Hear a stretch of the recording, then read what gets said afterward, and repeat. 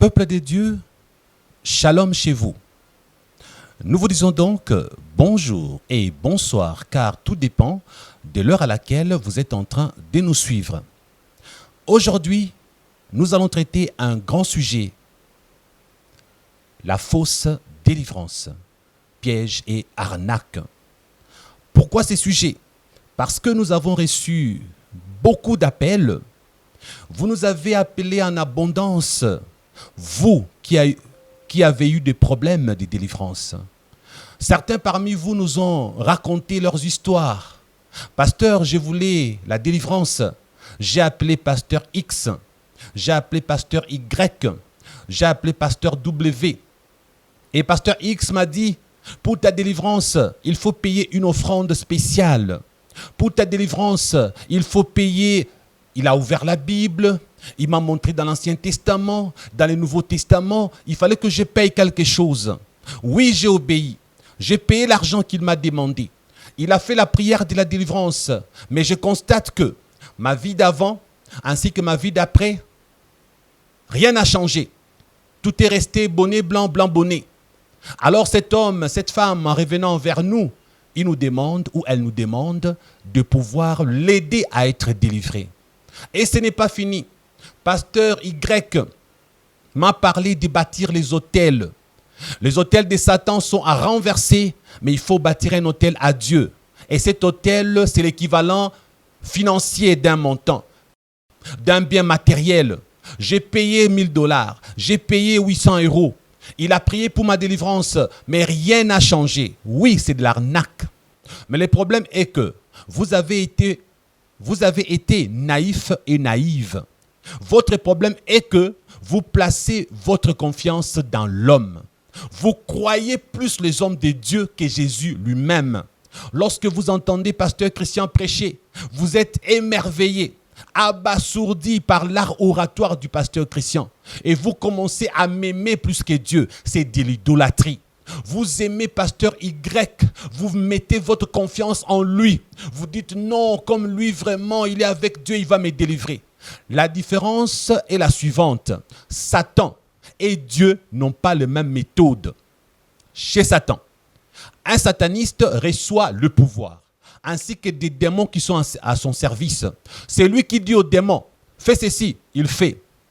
Fais ceci, les démons font. Et vous êtes émerveillés. Vous êtes étonnés lorsque les magiciens font des numéros à l'aide de leurs démons. Parce que le sataniste il est en train de manipuler la puissance que Satan lui a donnée. C'est lui qui décide comment manipuler. C'est lui qui décide quand envoyer les démons. Et les démons ont reçu l'ordre de Satan d'obéir aux satanistes. Mais chez Dieu, ce n'est pas comme ça. Chez Dieu, Pasteur Christian a reçu l'onction de Dieu. Il a les dons spirituels. Il a la puissance de Jésus. Mais ce n'est pas lui qui décide quand les miracles doivent s'opérer.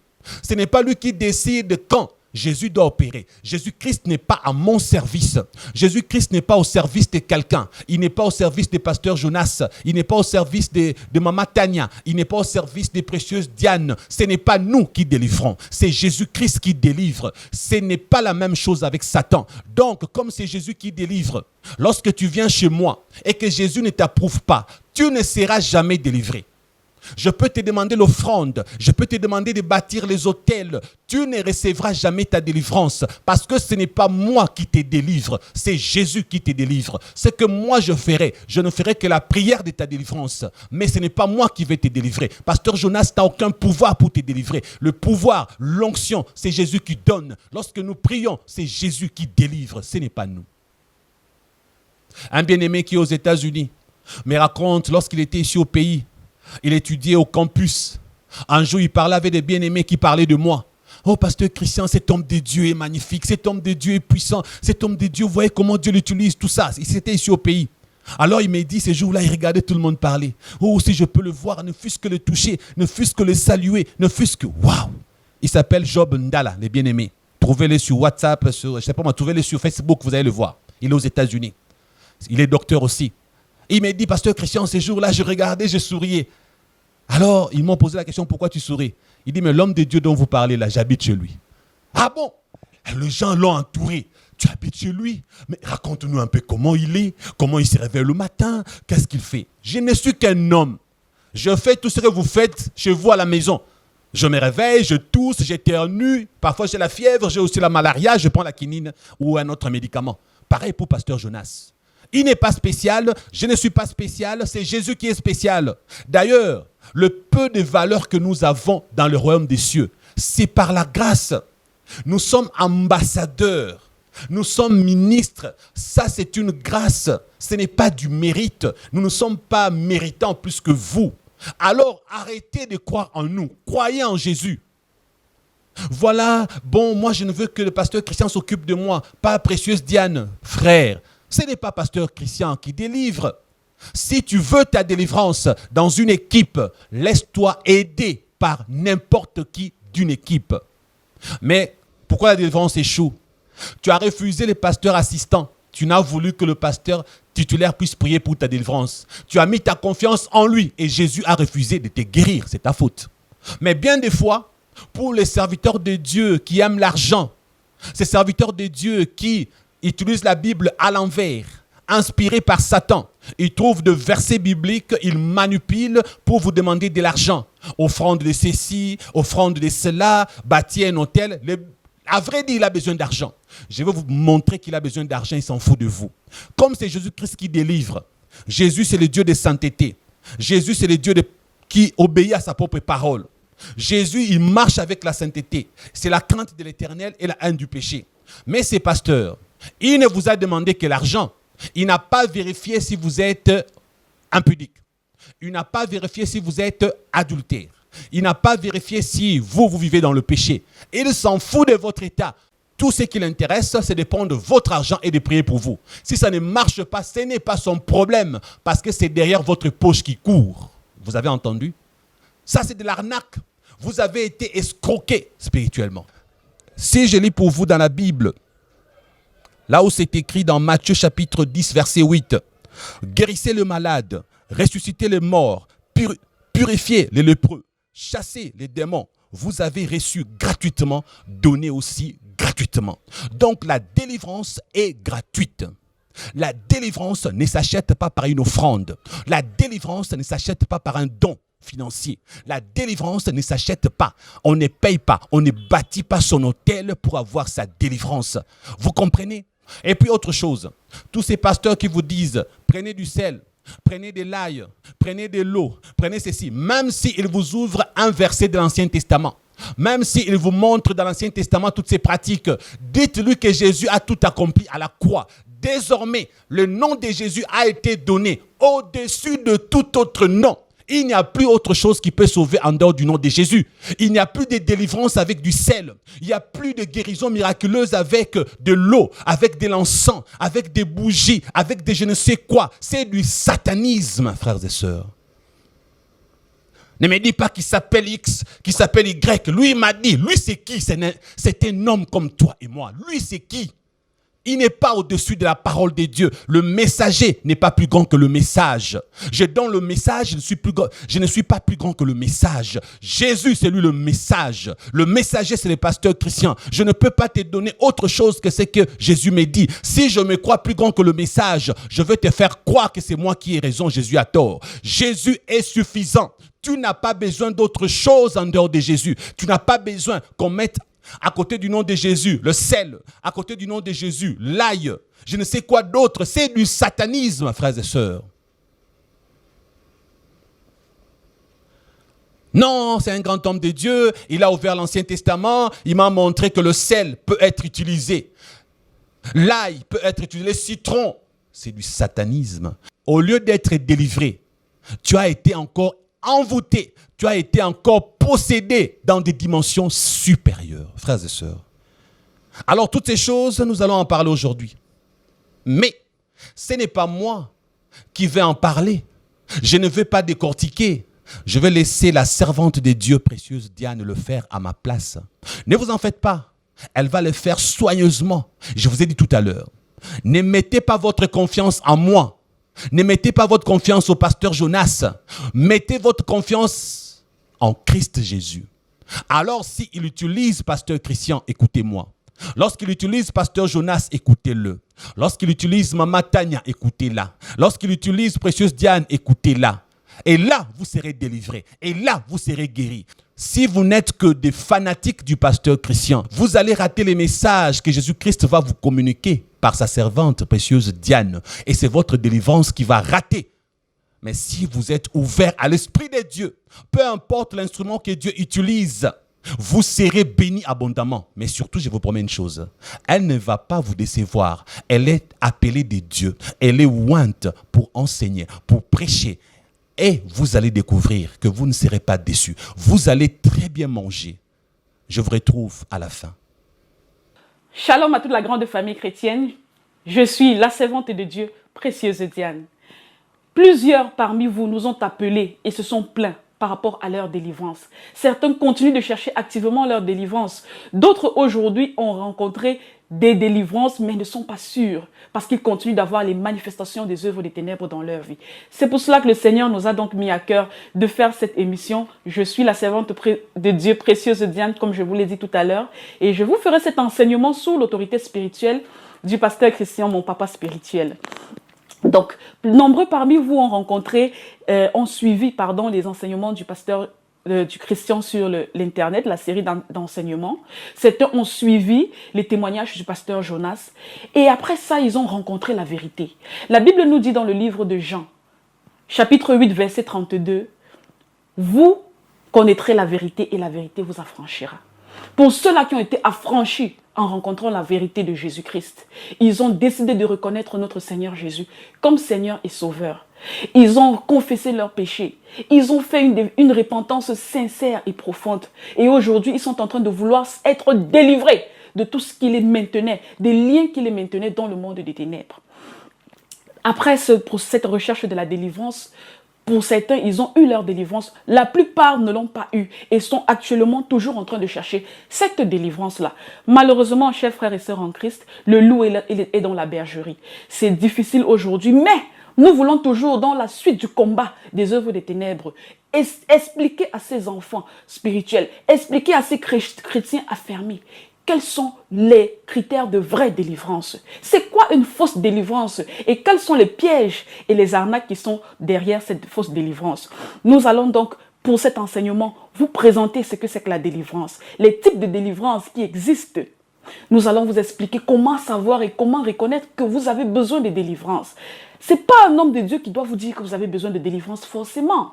Vous n'avez pas à faire des recherches, à voyager d'un pays à un autre pour que quelqu'un vous dise oui après la cure d'âme que je viens de faire avec toi, je t'annonce, tu as besoin de délivrance. Chers frères et sœurs en Christ, après avoir suivi cet enseignement, vous serez aptes à décider vous-même et à savoir avec conviction que vous avez besoin de délivrance. Et nous allons donc exposer pour la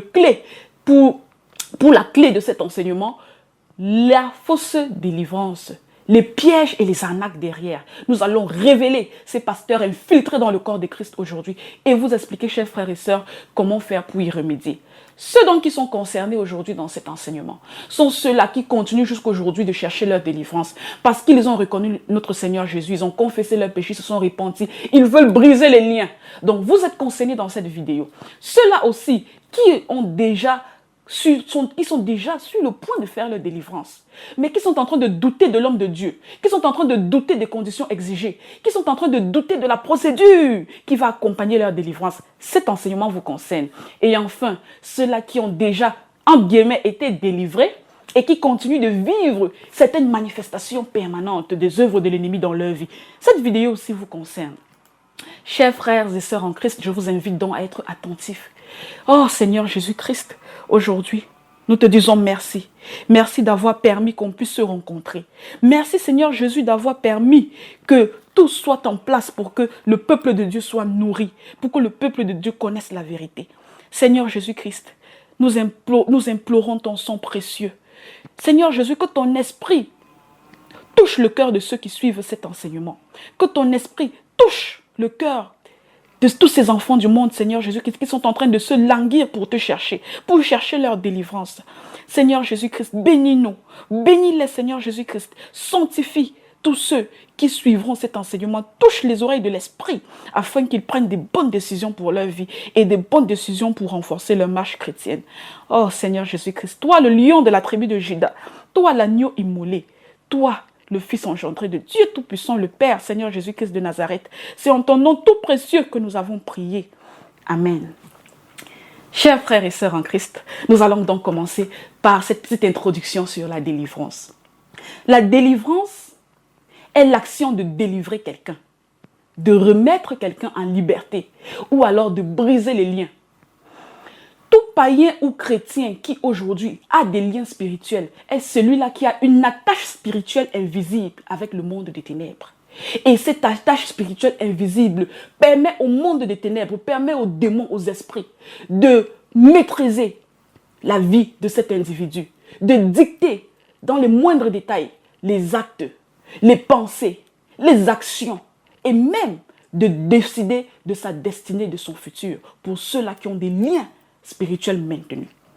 Il y a plusieurs voies selon lesquelles les liens spirituels peuvent être peuvent être branchés avec le monde des ténèbres. Plusieurs voies par lesquelles les liens spirituels peuvent être conçus. Il y a 3 voies principales. La première voie, c'est par le contrat. La voie du contrat. Ça, c'est le cas des satanistes conscients. C'est-à-dire toi, sataniste, là, qui a décidé consciemment d'aller signer un contrat dans le monde des ténèbres pour avoir les faveurs de l'ennemi, pour avoir la gloire, pour demander quelque chose de particulier à Satan. On te fait signer un contrat spirituel. Ça, ce contrat, c'est ta voie par laquelle le lien est créé.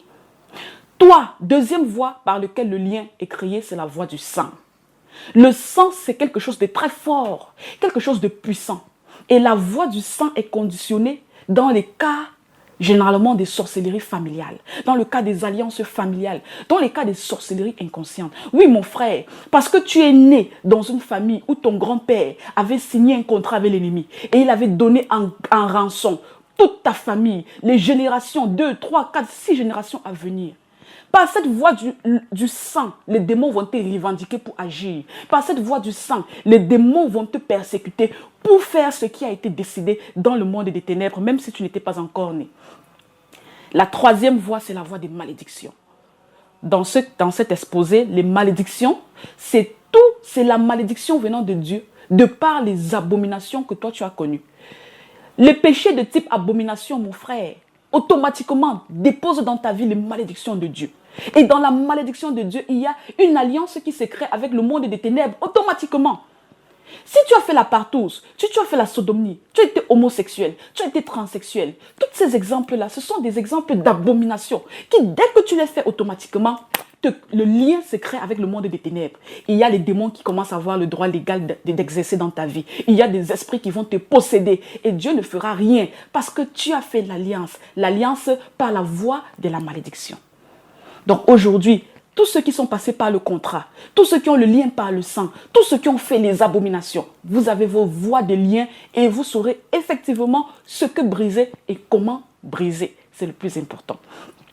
La Bible nous dit dans le livre de Luc, chapitre 4, verset 18, le Seigneur Jésus nous dit lui-même, « L'Esprit de Dieu est sur moi parce qu'il m'a oint pour proclamer aux captifs la délivrance et pour envoyer libres les opprimés. » Quand le Seigneur Jésus nous dit ça, ça veut dire qu'il est en train de nous expliquer que nous, les enfants de Dieu, nous avons déjà cette grâce-là parce que Jésus est mort sur la croix pour nous. Sa mort n'a pas été vaine. Ce sang qui a coulé sur la croix, ce n'est pas le sang d'une brebis, ce n'est pas le sang d'un bélier, c'est le sang du Fils de Dieu.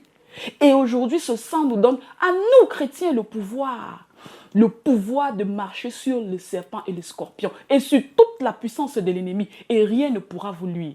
Luc 10, chapitre 19. Donc mon frère, toi aujourd'hui tu ne devrais pas avoir peur. Dès que tu as décidé de rencontrer Jésus, dès que tu as décidé de te mettre dans les conditions d'un enfant de Dieu, cherche ta délivrance, quel que soit ce que les démons te disent dans ta tête, quel que soit ce que le monde des ténèbres te fait croire, tu l'auras ta délivrance parce que Jésus est mort sur la croix pour toi, il est mort sur la croix pour moi et quiconque revient sincèrement à Jésus dans la repentance sincère aura sa voie de sortie. Nous distinguons donc 2 types de délivrance ou alors 2 catégories de délivrance. Nous avons premièrement les délivrances assistées et deuxièmement les autodélivrances. Je vais commencer par le cadre des délivrances assistées. On dit d'une délivrance, on définit une délivrance assistée comme celle dans laquelle l'homme de Dieu, le serviteur ou la servante de Dieu, prie pour toi, mon frère, organise ta procédure de délivrance, décide que tu dois être délivré et surtout, exécute la prière de prise d'autorité sur le monde des ténèbres. Ça, c'est une délivrance assistée. Vous avez l'habitude de rencontrer ces délivrances dans les églises où il y a des pasteurs, des serviteurs, des servantes, des intercesseurs qui prennent autorité pour l'individu qui réclame sa délivrance. Dans les cas de délivrance assistée, tous les démons sont vaincus. Les petits démons, les grands démons, tous seront vaincus sans exception. Il y a une seule condition qu'il faut pour cette délivrance. Il faut la vie de sanctification de la personne qui demande la délivrance et surtout la volonté. La volonté, ce qu'il y a dans ton cœur. Est-ce que tu le veux ou est-ce que tu veux juste par formalité? Jésus sonde tout. L'Esprit de Dieu sonde tout, même les profondeurs de Dieu lui-même. Donc ça, c'est le cadre des délivrances assistées. Et beaucoup de délivrances assistées se font surtout pour les gros démons. Un gros démon entre, mon frère et ma soeur, quand tu signes le contrat, tu es un sataniste conscient. Un gros démon entre dans ta vie quand tu vas visiter les féticheurs ou les guérisseurs traditionnels. Ou alors quand tu es un adepte de ces églises, pas les églises, de ces temples où exercent les faux pasteurs, les satanistes déguisés. Là, tu entres en contrat avec les grands démons, même dans les abominations. Maintenant, la deuxième catégorie de délivrance, c'est les autodélivrances. Une autodélivrance, c'est une délivrance au cours de laquelle le sujet, l'individu qui cherche sa délivrance, lui-même prend autorité sur le monde des ténèbres. Lui-même exécute la prise d'autorité pour chasser les démons ou pour briser les liens. Maintenant, dans cette catégorie d'autodélivrance, on aura encore deux sous-catégories. On a les autodélivrances personnelles. Dans les autodélivrances personnelles, c'est toi-même, individu, toi, enfant de Dieu. Tu décides que tu dois être délivré. Tu prépares ta procédure de délivrance. Tu prépares tes prières. Tu organises ton jeûne. Et toi-même, tu fais ta prière pour exécuter la prise d'autorité sur les démons dans ta vie et pour briser les liens. Et dans cette autodélivrance personnelle, tu peux vaincre, mon frère, les petits, les gros démons, toutes les catégories. Il y a quelques conditions, néanmoins. Va falloir que toi, mon frère, qui décide de faire l'autodélivrance personnelle, que tu aies une bonne sensibilité spirituelle. Parce que c'est l'Esprit Saint qui te conduit dans toute cette procédure, du début jusqu'à la fin. C'est lui qui te guide, qui te révèle les choses cachées et qui t'aide dans ta prière. Il faut donc une très bonne sensibilité spirituelle. Il faut une vie de sanctification irréprochable. Il faut troisièmement la connaissance. On ne commence pas un combat spirituel sans savoir ce qu'on fait, où on va. On ne fait pas un combat spirituel parce qu'on a vu quelqu'un faire. On ne répète pas des prières parce qu'on a entendu quelqu'un répéter. On sait pourquoi on répète. On sait ce qu'on attend derrière. La connaissance. Quatrièmement, il faut le jeûne. Il faut savoir quel type de jeûne faire et comment jeûner. Cinquièmement, le type de prière qu'il faut faire. La Bible nous dit, vous priez, vous demandez, vous ne recevez pas parce que vous priez mal. Ça veut dire que toute prière négligée ne sera pas des prières qui auront l'impact qu'il faudrait forcément avoir. Le type de prière, mon frère, il faut savoir comment prier. Et dernièrement, il faut que tu sois un vrai adorateur. La Bible nous dit dans le livre de Jean, chapitre 4, verset 23, il viendra un temps où on aura des vrais adorateurs, ceux qui adorent le Père en esprit et en vérité. Tu dois être un vrai adorateur pour pouvoir prendre autorité et exécuter ta prière de délivrance personnelle. Ça, c'est la catégorie donc, des autodélivrances personnelles. Nous allons entrer dans la catégorie des autodélivrances guidées. Parlons des autodélivrances guidées. L'autodélivrance guidée est une autodélivrance dans laquelle le serviteur, c'est-à-dire la servante de Dieu ou le serviteur de Dieu, décide de ta délivrance, prépare les procédures de délivrance, prépare tes prières, mais au moment d'exécuter la prière d'autorité, c'est toi, l'individu, qui exécute sous le guide du serviteur de Dieu. On les appelle les autodélivrances guidées. Et dans le cadre des autodélivrances guidées, vous pouvez très bien prendre autorité sur les petits, sur les gros démons, premièrement. Deuxièmement, la seule condition dans ce cas, c'est que la personne qui recherche sa délivrance soit dans la sanctification. Pourquoi? Parce que toutes les autres conditions à côté, la connaissance, la sensibilité spirituelle, ça dépend du serviteur. Ce sera sous l'autorité du serviteur qui est en train de te guider pour cette autodélivrance. Et ce cas d'autodélivrance est très, très fréquemment rencontré. Aujourd'hui, on le fait énormément. C'est des délivrances par lesquelles on peut passer quand toutes les conditions ne sont pas requises pour avoir ou obtenir une délivrance assistée. Donc, vous avez tous vu les deux types de délivrance. Délivrance assistée, autodélivrance. Et dans les autodélivrances personnelles et les autodélivrances guidées. Maintenant, pour savoir quel type de délivrance on peut faire pour sa propre vie, selon son cas, je vous conseille de vous rapprocher vers un homme de Dieu qui a l'habitude et la connaissance dans le combat spirituel. Il vous conseillera un cas où il vous orientera selon votre vie, selon vos expériences personnelles sur un type de traitement, un type de délivrance qui vous mérite ou alors qui pourra marcher pour votre cas. Nous entrons donc dans la partie où on devrait savoir comment peut-on savoir qu'on a besoin de délivrance. Toi, mon frère, tu es assis chez toi. Tu te dis, mais est-ce que j'ai besoin de délivrance? Est-ce que je n'ai pas besoin? Tu ne peux pas savoir parce que tu n'as pas les critères. Aujourd'hui, je te donne, mon frère, les critères avec lesquels tu vas faire ton auto-analyse. Et si, mon frère, ma soeur, tu te retrouves dans un ou dans plusieurs de ces critères, cherche ta délivrance. Cherche ta délivrance. Et je profite pour faire la différence aujourd'hui, avant de commencer ce thème, comment savoir qu'on a besoin d'être délivré. Ce n'est pas parce que tu es possédé que tu n'es pas un enfant de Dieu. Je vais faire une différence dans la nuance qui existe. Le jour où toi, ma soeur, tu as reconnu le Seigneur Jésus-Christ comme ton Seigneur et Sauveur, tu as confessé tes péchés, tu as sincèrement fait ta repentance, tu as demandé pardon, tu commences la vie de sanctification, tu as tout abandonné, tu es devenu un enfant de Dieu. Et qu'est-ce qu'il veut dire enfant de Dieu? Veut dire immédiatement tu tombes, tu meurs, ton esprit rentre au ciel. C'est ça être un enfant de Dieu.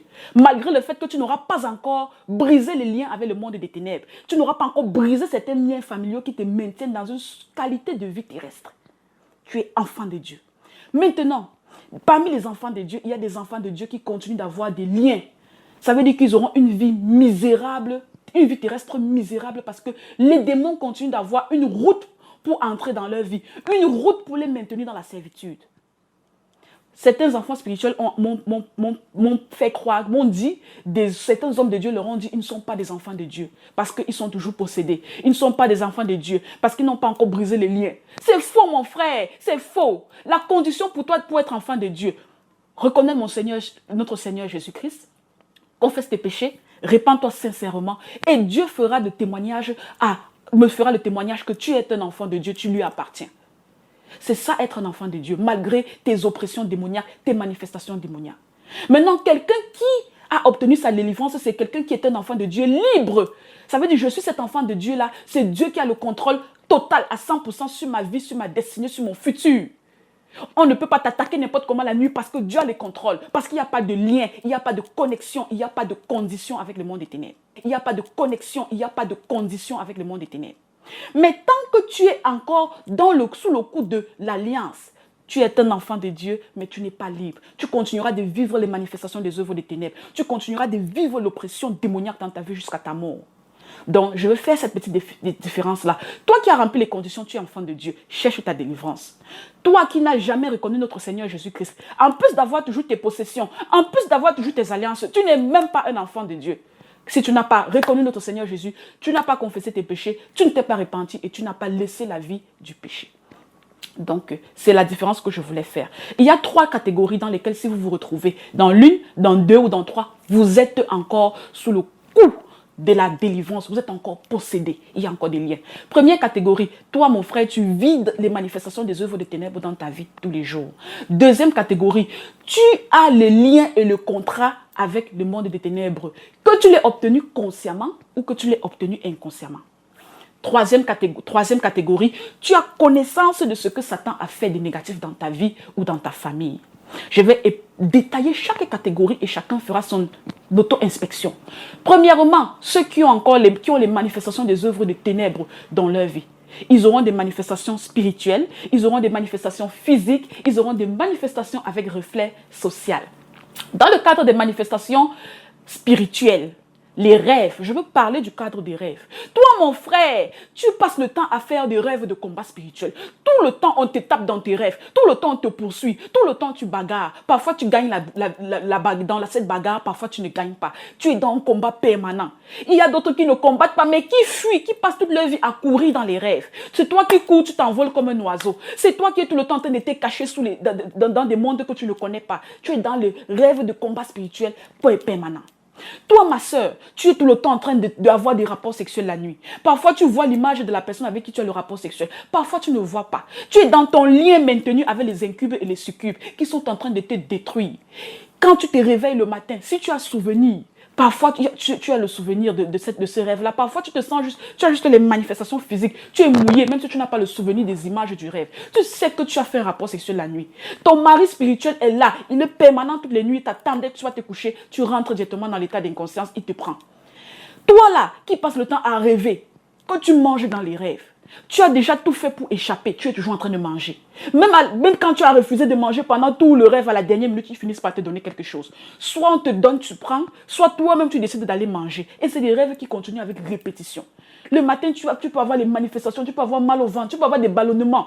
Alors que tu as dormi, tu étais bien. Mais tout le temps, tu manges dans la nuit. Il faut faire attention. Toi, mon frère, tu es toujours en train de rêver, tu es dans une cérémonie. Dans des cérémonies où soit tu assistes à la cérémonie, tu es la personne qui est à l'honneur, soit tu es en train de donner de l'honneur à une autre personne dans une cérémonie. Tu es toujours en train de rêver, tu te vois dans des réunions, dans des meetings. Parfois, tu te souviens de ce qu'on a dit, parfois, tu ne te souviens pas. Tous ceux qui ont les rêves de cette catégorie avec persistance ont les liens avec les mondes des ténèbres maintenus.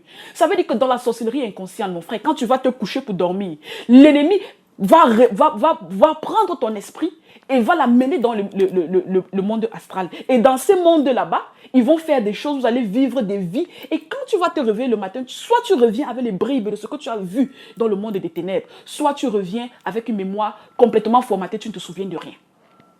Donc, celui qui a par exemple eu un rapport sexuel dans la nuit en passant sur 10 ans, je ne parle pas de toi. Celle qui a mangé une fois en passant dans un rêve au cours de toute sa vie, je ne parle pas de toi. Parce qu'il y a aussi des catégories de rêves qui sont dues qui sont dues au souvenir du subconscient, de par les conditions normales de notre vie. On peut bien avoir un rêve de rapport sexuel qui n'est pas forcément couche de nuit, mais ce sont des trucs qui sont sporadiques. On peut bien manger une fois en passant qui n'est pas forcément intoxication spirituelle. C'est une fois en passant. Mais toi là qui as les mêmes rêves qui continuent depuis que tu es né, tu as les mêmes rêves. Depuis un certain temps, tu as eu ça pendant 2 années. Après, ça s'est arrêté. Ça s'est arrêté pendant 2 années. Ça recommence encore après 2 années. Tu as le lien qu'il faut couper. Le lien est présent. À part les rêves, il y a les gens qui ont des relations très compliquées avec Dieu. Oui, mon frère, on lit la parole de Dieu, tu ne comprends pas. Toi, tu as déjà lu la Bible 100 fois, tu n'as jamais compris. Pour qu'on t'explique un verset, tu comprennes, il faut qu'on explique, tu ne comprends pas. Parfois, quand tu as compris, quand les circonstances arrivent dans la vie pour que tu appliques ce que tu as lu dans la Bible, tu n'arrives pas, tu as oublié. Ça veut dire que la sémence qui est sémée en toi, l'ennemi est là pour voler. Et qui vole cette sémence, c'est le démon qui te possède ou c'est les esprits qui ont autorité dans ta vie. Et quand ils volent cette sémence, c'est pour que tu ne te rapproches pas de Dieu. C'est pour que tu ne descendes pas dans la profondeur de ta relation avec Dieu. C'est pour que tu sois plus sensible à pécher ou alors à t'égarer si un jour tu as déjà trouvé le bon chemin. Toi qui pries, tu n'arrives pas à prier. Tu es tout le temps troublé dans ta prière. C'est quand tu veux commencer à prier notre Seigneur Jésus que toutes les pensées négatives de la terre viennent pour t'étouffer. Tu n'arrives pas à être un vrai adorateur parce que tu ne peux pas te connecter à l'Esprit Saint parce qu'à ce moment-là, il y a des choses qui continuent de te perturber. C'est pas ça le dessein que Dieu a mis dans les chez des enfants de Dieu. Tu dois pouvoir rentrer en connexion, construire ta relation avec Dieu sans problème. Ceux-là ont commencé à rencontrer Jésus, ont rencontré le vrai Dieu. Ils ont mis rien que la base, les fondations de leur relation avec Dieu. Ils n'ont jamais mis un papin de plus. La relation est depuis le début, 10 ans qu'on a rencontré Jésus, on est pareil. Il faut te faire délivrer. Il faut couper les liens pour que tu puisses appartenir à 100% à Jésus. Et que Jésus fasse de toi quelqu'un, son âme, son enfant, et qu'il t'utilise aussi à 100%. Jésus ne peut pas t'utiliser au même moment que les démons t'utilisent. Ça ne peut pas se passer comme ça. Donc brise tout. Et puis, Jésus, tu pourras facilement construire ta relation avec Dieu. La parole que tu vas écouter va entrer. Les théories que tu auras, tu pourras toi-même savoir par l'Esprit Saint. Est-ce que ça, c'est une théorie satanique? Est-ce que ça, c'est une théorie de mon Seigneur Jésus? Nous allons passer aux manifestations physiques. Dans les manifestations qui vivent les manifestations physiques de l'ennemi, il y a les manifestations environnementales. Tu as des visions, mon frère. Tu vois les choses que les autres ne voient pas. Vous êtes assis tous ensemble dans une salle. Tu es en train de voir quelque chose qui se passe, les autres ne voient pas. Ta vision la sort d'où? Tu entends les choses que les gens n'entendent pas. Tu as des odeurs. Tu sens des odeurs que les gens autour de toi ne sentent pas. C'est les manifestations démoniaques. C'est le démon qui utilise tes perceptions sensorielles pour jouer avec toi. Parce que c'est ça que Satan fait. Il aime la distraction, il aime détruire, il aime nuire. Donc, il y a des enfants spirituels qui se sont plaints. Quelqu'un te dit non, Je me rends compte que chaque fois que je suis dans ma chambre, je sens l'odeur de cigarette. Alors que personne ne fume dans mon building. Mon building est mon immeuble est un immeuble non fumeur, mais il y a les odeurs de cigarettes. Ou alors je sens des odeurs comme si... C'est le démon qui est en train de te faire cette manifestation sensorielle. Tu dois demander, chercher ta délivrance pour que ça cesse. Parce que ce n'est pas ça le dessein que Dieu a prévu pour ses enfants. Il y a les manifestations maintenant, après les manifestations environnementales, toujours dans les manifestations physiques, on a maintenant les manifestations sur le corps physique. Oui, ma soeur, sur toi, tu as toujours toutes les maladies. On se traite la première maladie, la deuxième arrive. La deuxième est finie, la troisième arrive. Ou alors, on n'arrive même pas à traiter ta maladie parce qu'on n'a pas mis de nom sur ta maladie, il n'y a pas de diagnostic. Tu es parti partout, on ne connaît pas ta maladie. Ou alors, on a donné le diagnostic, le traitement ne marche pas. Le même traitement qu'on utilise pour des gens qui ont marché, chez toi, ça ne marche pas. Ça veut dire que ma soeur, les démons sont en train d'absorber les vraies molécules qu'on te donne. Cette molécule n'entre pas dans ton corps. Tu ne dois pas courir seulement à l'hôpital. Il y a d'abord Jésus et il y a l'hôpital à côté. Parce que c'est Jésus qui va te protéger et qui va te bénir après ta délivrance pour que le médicament entre et que les démons ne puissent pas détourner ces médicaments. C'est Jésus qui va éclairer le médecin pour qu'il mette le nom sur ton diagnostic. Le démon ne pourra pas cacher le diagnostic de ta maladie. Cherche ta délivrance. Tu as passé toute ta vie à dépenser rien que sur la maladie. Est-ce que c'est ça le projet que notre Jésus a pour les enfants de Dieu? C'est pas ça. Que quelqu'un ne vous dise pas le contraire, c'est pas ça. À part les manifestations donc physiques, il y a les manifestations avec reflet social. Mais avant d'arriver sur les manifestations avec reflet social, je vais donner un dernier point par rapport aux manifestations physiques. Dans le corps physique, il y a des gens qui vivent avec des sensations qui n'existent pas. Il y a des enfants spirituels qui se plaignent. Je sens le serpent qui marche dans mon dos tous les jours. Il y a quelque chose, un ver qui traverse dans mon abdomen tous les jours. Il y a un ver qui est de temps. Ces sensations-là sont démoniaques. Quel est le serpent qui marche dans ton dos tous les jours à des heures particulières ou alors dans des circonstances particulières? C'est les démons qui te mettent ces manifestations-là et qui s'incarnent dans ces serpents spirituels pour te déranger. Toi, ma soeur, tu as les bruits des mouches que tu entends dans tes oreilles. Le bruit est là, où tu entends des bruits. Il y a toujours des bruits, des choses bizarres, des choses qu'on sentait de façon bizarre. Ça, ce n'est pas les enfants de Dieu. Quand on est libre, on n'a pas ces choses-là. Quand on a le lien qui vous attache avec l'ennemi, ces choses-là, c'est là. Et ça persistera tant que vous ne coupez pas le lien. Maintenant, je vais entrer dans les manifestations avec reflet social. Qu'est-ce que j'appelle manifestation avec reflet social? Ce sont ces gens-là qui ont des troubles de la personnalité dans le premier exemple. Quand quelqu'un a un trouble de la personnalité, oui, toi, mon frère, tes colères sont toujours graves. Quand toi, tu te mets en colère, mon frère, le soir, tu dors en prison. Ou toi, ma soeur, tu es tellement jalouse, ta jalousie est extrême, ta jalousie est satanique. Quand tu commences à être jalouse là, tu vas passer au journal de 20 h le soir. Ces cas d'extrême là ne sont pas les choses de Dieu, des gens normaux, ça ne marche pas. Pourquoi? Parce que quand on est quelqu'un de normal, sans lien, j'appelle quelqu'un de normal quelqu'un sans lien. Ça veut dire que quand tu auras des défauts, ton pasteur va te parler, tes parents vont te parler, ton mari va te parler, tu vas changer ça facilement. Avec la prière, Jésus va t'aider. Tu vas changer. Mais pour ceux-là qui prient, ils font tout. Les extrêmes sont toujours là. Pourquoi Satan vous pousse dans des extrêmes pareils? Le démon qui est dans ta vie te contrôle dans ces extrêmes pour que tu t'éloignes, tu sois antisociable. Pour que chaque fois tu fasses des dégâts qui vont soit te faire perdre ton âme, soit te faire perdre ta vie terrestre dans la dimension humaine. Il y a d'autres personnes qui ont des manifestations, qui ne se marient pas. Ma soeur, tu as tes 5e fiançailles. Tu es une fille apparemment bien. Tu es soumise. Tu n'as pas de problème, tu crains Dieu. Mais ton mariage, tu es là, les hommes te viennent seulement, ils veulent coucher avec toi pour partir. Ils veulent rester avec toi, mais ils ne veulent pas s'engager. Cherche d'abord ta délivrance avant de voir la suite. Cherche ta délivrance. Parce que le démon qui est dans ta vie t'a mis peut-être le masque de vieillesse. Peut-être le démon qui est dans ta vie est en train de refouler spirituellement les gens qui sont là pour t'aimer. Parce qu'il te maintient, il a l'autorité dans ta vie. Le lien est là. Brise le lien.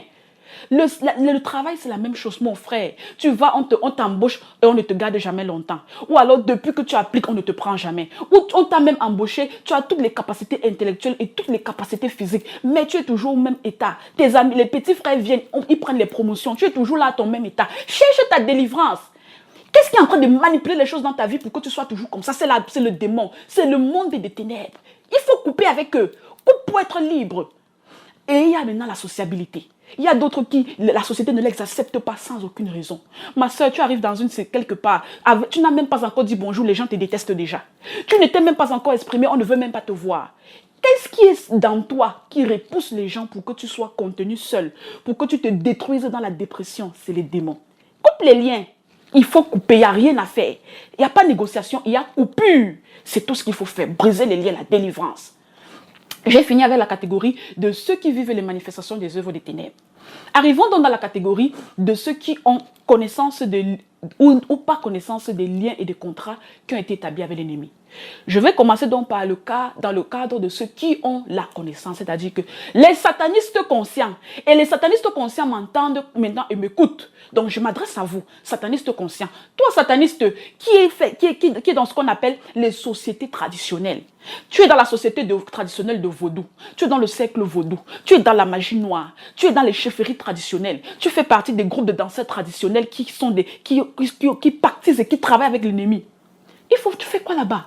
Tu as établi, en faisant partie de ce cercle-là, tu as établi un contrat spirituel. Je prends l'exemple maintenant de ceux qui sont dans les loges occultes modernes ou bien dans les différents ordres mondiaux. Vous êtes là-bas par contrat. C'est le contrat qui vous lie. Ça veut dire que quand vous aviez choisi d'aller là-bas, même si vous démissionnez ou bien même si vous vous séparez géographiquement, on ne peut pas régler un problème spirituel avec une solution physique. Un problème spirituel se règle physiquement. Donc toi, ma soeur, tu fais partie des loges occultes modernes d'aujourd'hui, des différents ordres mondiaux. Le problème n'est pas de changer de quartier. Le problème n'est pas de changer de pays. Le problème est de chercher ta délivrance.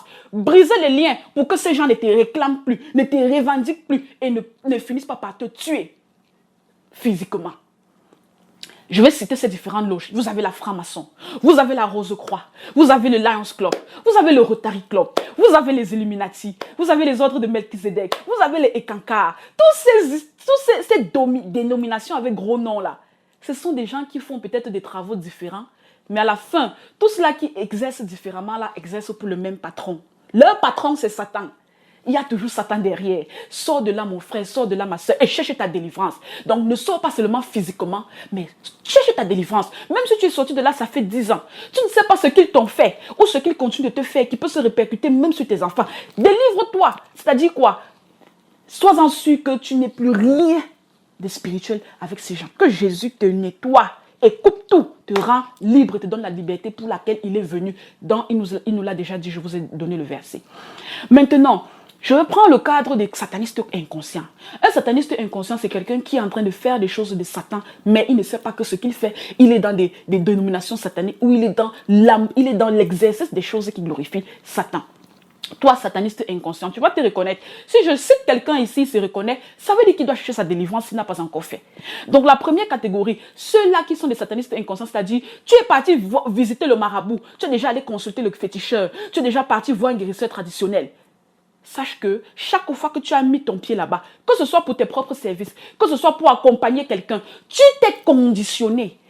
Le contrat était automatiquement lié. Et le contrat qui se fait quand vous allez chez ces guérisseurs traditionnels, vous êtes la seule personne qui ne connaissait pas les termes du contrat. Le guérisseur traditionnel, c'est un sataniste qui travaille sur terre pour Satan. Il connaît les termes du contrat. Donc ma soeur, quand tu vas là-bas pour chercher le charme, pour charmer le mari de quelqu'un, quand tu vas là-bas pour chercher la gloire, quand tu vas là-bas pour chercher le visa pour les États-Unis, quand tu vas là-bas pour chercher la beauté des sirènes, on va te donner ce que tu veux. Vous me connaissez, on se connaît. Ils donnent toujours ce que tu veux. Mais qu'est-ce qu'ils prennent en retour? C'est la bonne question qu'il faut se poser quand on est déjà allé chez le marabout. Qu'est-ce qu'ils avaient pris en retour? Vous pensez que ce sont vos 10 000 francs, vos 15 €, vos 50 $ que vous aviez donné qui est l'échange avec ce qu'ils vous ont donné? Ça n'est jamais ça l'échange. Ce que tu donnes là, c'est pour remplir les conditions banales.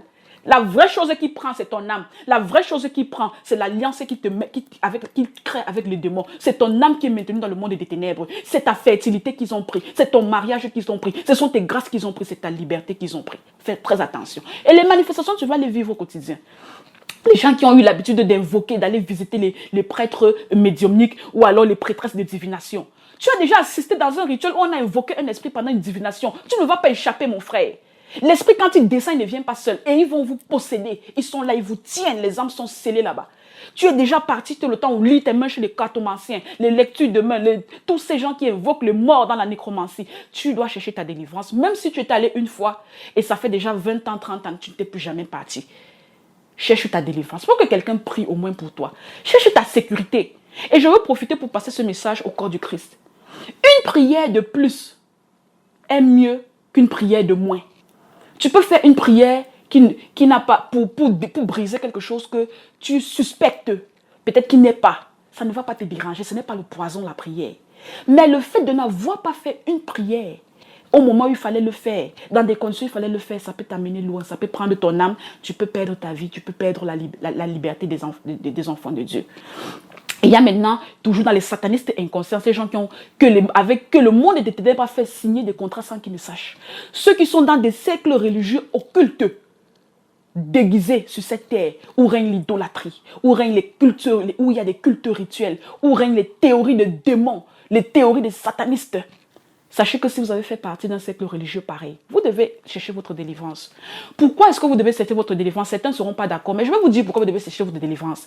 Parce que quand vous avez fait partie de ces genres de sectes-là, de ce genre de culte-là, de ces genres d'églises-là, vous avez eu vos âmes qui ont été emprisonnées dans le monde des ténèbres. Tout ce qu'ils diront, vous allez accepter, même sans vouloir chercher la logique. Et quand vous allez vouloir quitter ces cercles, vous ne pourrez pas facilement.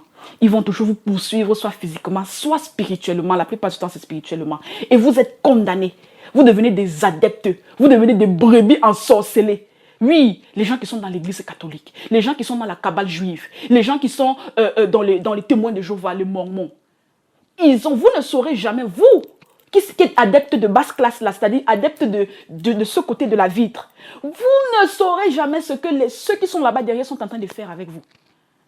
Vous ne saurez pas quel culte ils pratiquent dans leur temple la nuit avant que vous arriviez à l'église le dimanche matin, pour que quand vous arrivez là-bas, vous deveniez des brebis ensorcelées. Vous ne savez pas, vous ne saurez jamais. Mon peuple périt faute de connaissance. Mais maintenant, pour ceux qui ont la connaissance, je vous dis là, ceux qui ont fait partie des églises pareilles et qui sont déjà quittés, cherchez votre délivrance.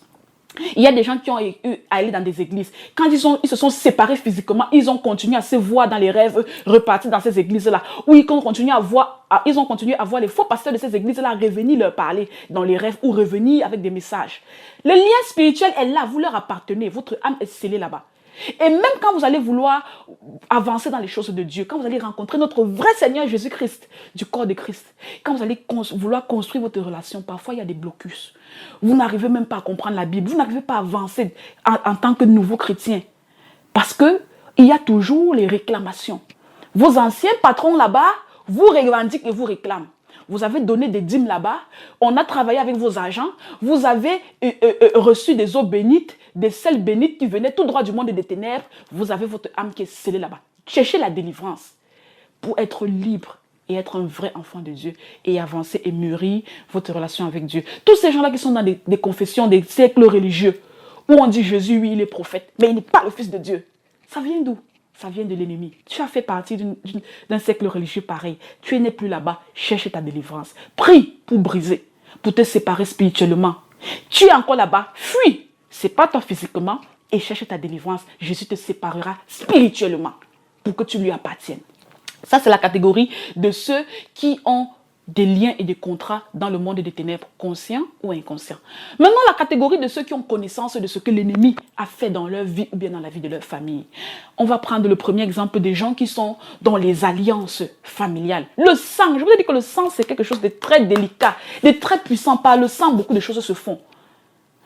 Les gens qui sont dans les alliances familiales, à cause du sang qui les relie dans cette famille, il y a des testaments spirituels. Je prends un exemple. Toi, qui est au courant que dans ta famille, il y a un testament spirituel, ou qui suspecte que dans ta famille, il y a un testament spirituel, cherche ta délivrance. Je vais prendre un petit exemple rapide. Toi, mon frère, tu ne sais pas. Ton grand-père, ton propre père, tes ancêtres, un jour, ils étaient allés chez Satan.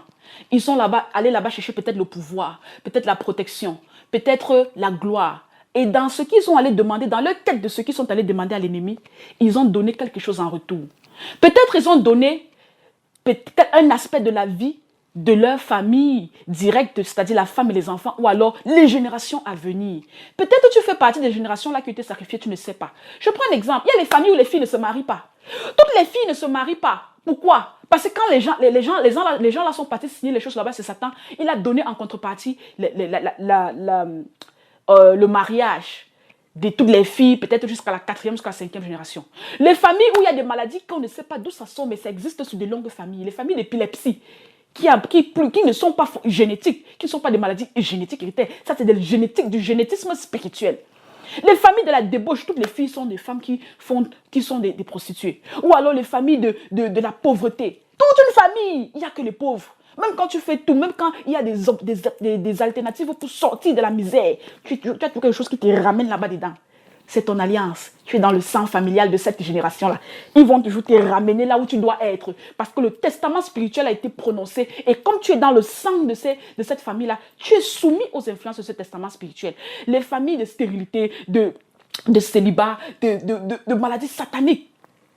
Toi, mon frère, ma soeur, quand tu as observé que dans ta famille, il y a quelque chose qui se répète, pas sur une personne, pas sur 2 personnes, mais sur plusieurs personnes, sache qu'il y a sûrement un testament spirituel qui a été établi dans cette famille. Qu'est-ce que tu fais? Sauve ta tête. Ta tête, c'est quoi? Prie, brise les liens, afin que tu sois libéré tu sois sorti du joug de cette alliance-là, et que aussi les enfants que toi, tu vas accoucher ne rentrent pas sous le testament spirituel. On ne joue pas avec les choses spirituelles. À part ça, il y a la succession, toujours dans le cadre du sang, la succession. Il y a certains parmi vous qui m'écoutez aujourd'hui. Vous avez des postes, des chaises qui vous attendent. Toi, mon frère, tu dois succéder à ton père. On te dit que ton père était celui qui entretenait le génie de la famille. Tu refuses. Toi, ma soeur, tu dois succéder à une chaise traditionnelle. On te dit que tu es celle qui a été choisie pour ça. Est-ce que c'est parce que vous avez fui physiquement cet endroit où on vous faisait la pression de vous asseoir sur votre chaise de succession que vous êtes éloigné? Non. Là où vous avez fui là, brisez les liens. Même si vous ne fuyez pas, vous êtes dans la même localité, restez sur place, vous brisez les liens. Parce que quand les liens sont brisés, le démon spirituellement ne va pas venir exercer la revendication qui est sur ta tête. Si tu es né et qu'on te dit que toi, tu dois succéder à une chaise traditionnelle, ton papa était chef traditionnel, tu dois être chef traditionnel. Le problème n'est pas de dire non avec ta bouche. Parce qu'en disant non avec ta bouche, tu vas te rendre compte que soit ils vont te tuer, soit tu vas devenir fou, soit il y aura toujours quelque chose qui va te pousser pour repartir et te conditionner pour que tu repartes t'asseoir sur la chaise que tu avais refusée. Donc la solution, c'est quoi, mon frère? Brise les liens pour que quand on fasse revendication, que Jésus se mette au milieu, ils disent ne parlez plus à mon fils, laissez-le. Il a brisé. Mon sang n'a pas coulé sur la croix pour rien. Oui, brisez les liens. Ne sous-estimez rien. Il y a maintenant, toujours la catégorie de ceux qui ont connaissance de ce que l'ennemi a fait dans leur vie, il y a la catégorie de ceux qui sont sous les malédictions. Je vais mettre les malédictions familiales toujours dans le cadre du sang avec les alliances familiales. Vous qui êtes dans des familles maudites, une famille où tout le monde aura décès précoce avant 50 ans. Il y a des familles comme ça. Personne ne vit jusqu'à après 50 ans parce que la malédiction a été prononcée. On ne sait pas ce qui s'est passé. On ne sait pas qui est l'acteur par qui la malédiction est passée. Mais on sait quelque chose, il y a une malédiction qui plane. Toi qui es né et on va te revendiquer avec le sang qui coule dans tes veines. Cherche Jésus. Délivrance. Brise pour que toi tu vives, tu traverses 50 ans. Jésus va te faire ça. Jésus va te donner la grâce là. Et il y a les gens maintenant qui ont des malédictions personnelles. Quand tu as connaissance d'une malédiction qui est sur ta tête, une malédiction qui t'a été donnée individuellement, est-ce que tu vas, et par laquelle les démons sont entrés, par laquelle Satan continue d'agir dans ta vie, est-ce que c'est parce que tu as oublié et tu décides et tu décides de passer dessus? Est-ce que c'est pour ça que les choses vont s'arrêter? Jamais, jamais. Si tu as une malédiction, tu es au courant qu'il y a une malédiction sur ta tête, ma soeur, vois ton pasteur. Ton pasteur va t'aider, vous allez trouver le moyen de réparer. Parce que même le païen peut te maudire. La malédiction avec cause va prendre effet. Donc ma soeur, tu étais en train de trafiquer les choses là-bas avec ta copine. Et puis maintenant, tu es maudit. Peut-être tu es parti sortir avec ton mari, et t'as maudit, vous étiez païenne. La malédiction a pris effet dans ta vie. Maintenant, 15 ans après, tu as rencontré Jésus. Ce n'est pas parce que tu as confessé tes péchés, tu as demandé pardon à Jésus que tout ça s'est terminé. Ça ne va pas terminer comme ça, il faut briser le lien. Et briser le lien de la malédiction qui est sur ta tête passe par la réparation. Cherche cette fille, va lui demander pardon. Le problème n'est pas de rester dans ton cœur et de dire, j'ai rencontré Jésus. Non, non, non, ces choses-là, non, non, non, tu avais gaffé. Va demander pardon à la sœur. Pardon, je te demande pardon, je t'ai sorti avec ton mari. Peut-être c'était l'accident, peut-être, je te demande sincèrement pardon. Enlève la malédiction, retire les mots que tu as prononcés dans ma vie. Si la personne ne retire pas les mots, il y a problème. Ça veut dire que vous, maintenant, en allant pour qu'on prie pour vous, il y a des façons de prier pour briser la malédiction. Ce qui est réparable, vous réparez. Ce que vous ne pouvez pas réparer, le serviteur de Dieu pourra vous expliquer, mais vous devez dire quelque chose par rapport à cette malédiction. Sinon, il va vous poursuivre dans votre vie. Il y a des malédictions prononcées, vous ne savez pas, qui ne sont pas seulement pour vous, mais même pour les enfants que vous allez accoucher. Donc, soyez cette personne-là qui va stopper tout pour que vos enfants soient protégés. Quand vous avez connaissance des malédictions personnelles. Donc, ceux qui ont connaissance des malédictions sont ceux-là qui doivent savoir, ils ont la délivrance qui les attend.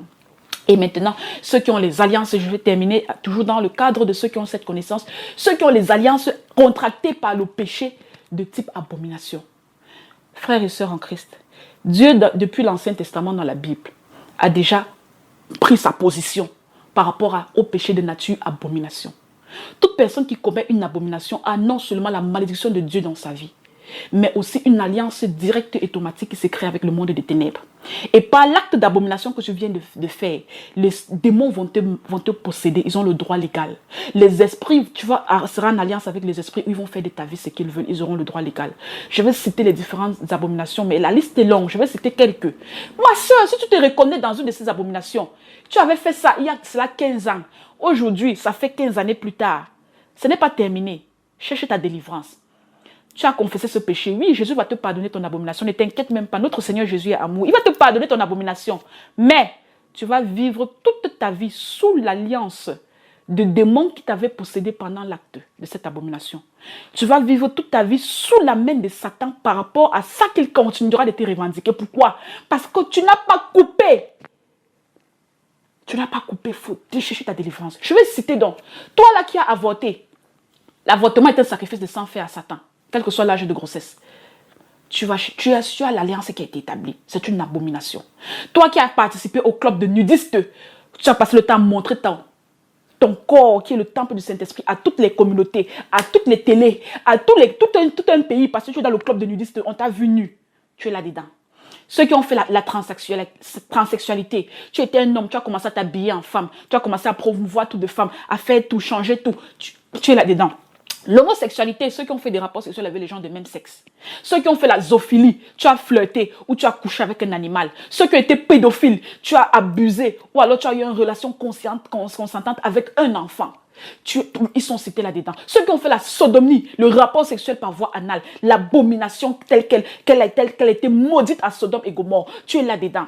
Toi qui as fait le partous, rapport sexuel avec plus de 2 personnes, c'est-à-dire ce n'est pas seulement avec ton partenaire, tu avais 3 ou 4 ou 5 ou 6. C'est l'abomination, la malédiction de Dieu est dans ta vie. L'alliance est là, le démon est là. Aujourd'hui, tout ce que tu subis, tout ce que tu vis, les choses que tu demandes à Dieu, tu n'obtiens pas. Les choses que tu mets en prière, ça ne se réalise pas. C'est parce que l'alliance est là. Tu dois briser cette alliance-là. Tu es devenu un enfant de Dieu. Parce que tu te comportes comme un enfant de Dieu, tu as demandé pardon. Mais qu'est-ce que tu fais de ta vie terrestre avec tout ce que tu es en train de subir aujourd'hui comme harcèlement démoniaque? Il faut briser. Donc, je viens de finir avec toute la liste des critères. Si vous vous retrouvez dans 1 ou 2 ou 3 ou dans plusieurs, cherchez votre délivrance pour être libéré définitivement. Que Satan ne vous trompe pas. Que les faux pasteurs arrêtent de mentir au corps du Christ. Ce n'est pas de demander seulement pardon à un péché de type abomination ou demander pardon pour quelque chose qu'on a fait qui nous enlève derrière les problèmes. Je répète, confesser un péché, Jésus te pardonnera à 100% cette confession de péché que tu as fait. Il te pardonnera à 100%. Si tu meurs, tu vas au ciel. Mais en attendant, la vie que tu mènes sur terre est conditionnée par les démons parce que tu n'as pas eu ta délivrance. Il vaut mieux pour quelqu'un avoir une délivrance supplémentaire qui ne sert à rien que de n'avoir pas une délivrance quand il y a nécessité de délivrance. N'oubliez jamais ça. Maintenant, je vais révéler les atrocités que nous avons aujourd'hui dans le corps de Christ avec les fausses délivrances. Je veux révéler les arnaques et les pièges que nous avons derrière. Et c'est là, cette dernière partie, c'est cette partie-là où je veux vous révéler tout ce qui se passe dans le corps de Christ. La délivrance, vous devez savoir, chers frères et sœurs en Christ, dépend de... Les fausses délivrances sont liées à 3 paramètres particuliers. La fausse délivrance peut être liée à la personne qui est en train de chercher sa délivrance. Premièrement, la fausse délivrance peut être liée au serviteur qui prie pour ta délivrance. Et troisièmement, la fausse délivrance peut être liée à la procédure de délivrance ou aux circonstances, aux conditions exigées qui entourent la délivrance. Alléluia. Je sais que vous avez été bénis et vous avez soif d'écouter la suite. La suite, vous l'aurez très prochainement.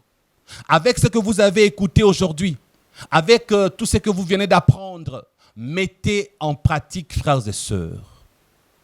Et vous serez guéris de vos maladies.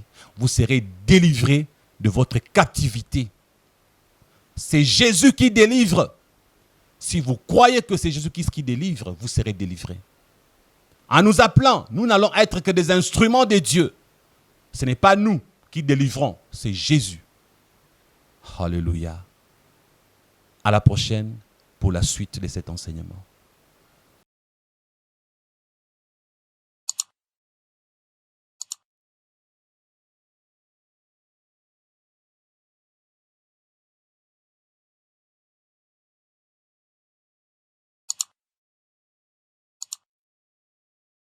Nous voici donc de retour pour la deuxième partie, la continuité et la fin de cet enseignement que nous avons commencé la fois passée. Les fausses délivrances, pièges et arnaques. Vous avez déjà beaucoup appris. Et la servante de Dieu précieuse, Diane, va continuer aujourd'hui et va finir aujourd'hui ces sujets avec plusieurs sous-thèmes dedans. Et à la fin, je vais vous retrouver. Il vaut mieux pour quelqu'un avoir une délivrance supplémentaire qui ne sert à rien que de n'avoir pas une délivrance quand il y a nécessité de délivrance. N'oubliez jamais ça. Maintenant, je vais révéler les atrocités que nous avons aujourd'hui dans le corps de Christ avec les fausses délivrances. Je vais révéler les arnaques et les pièges que nous avons derrière. Et c'est là, cette dernière partie, c'est cette partie-là où je veux vous révéler tout ce qui se passe dans le corps de Christ. La délivrance, vous devez savoir, chers frères et sœurs en Christ, dépend de... Les fausses délivrances sont liées à 3 paramètres particuliers.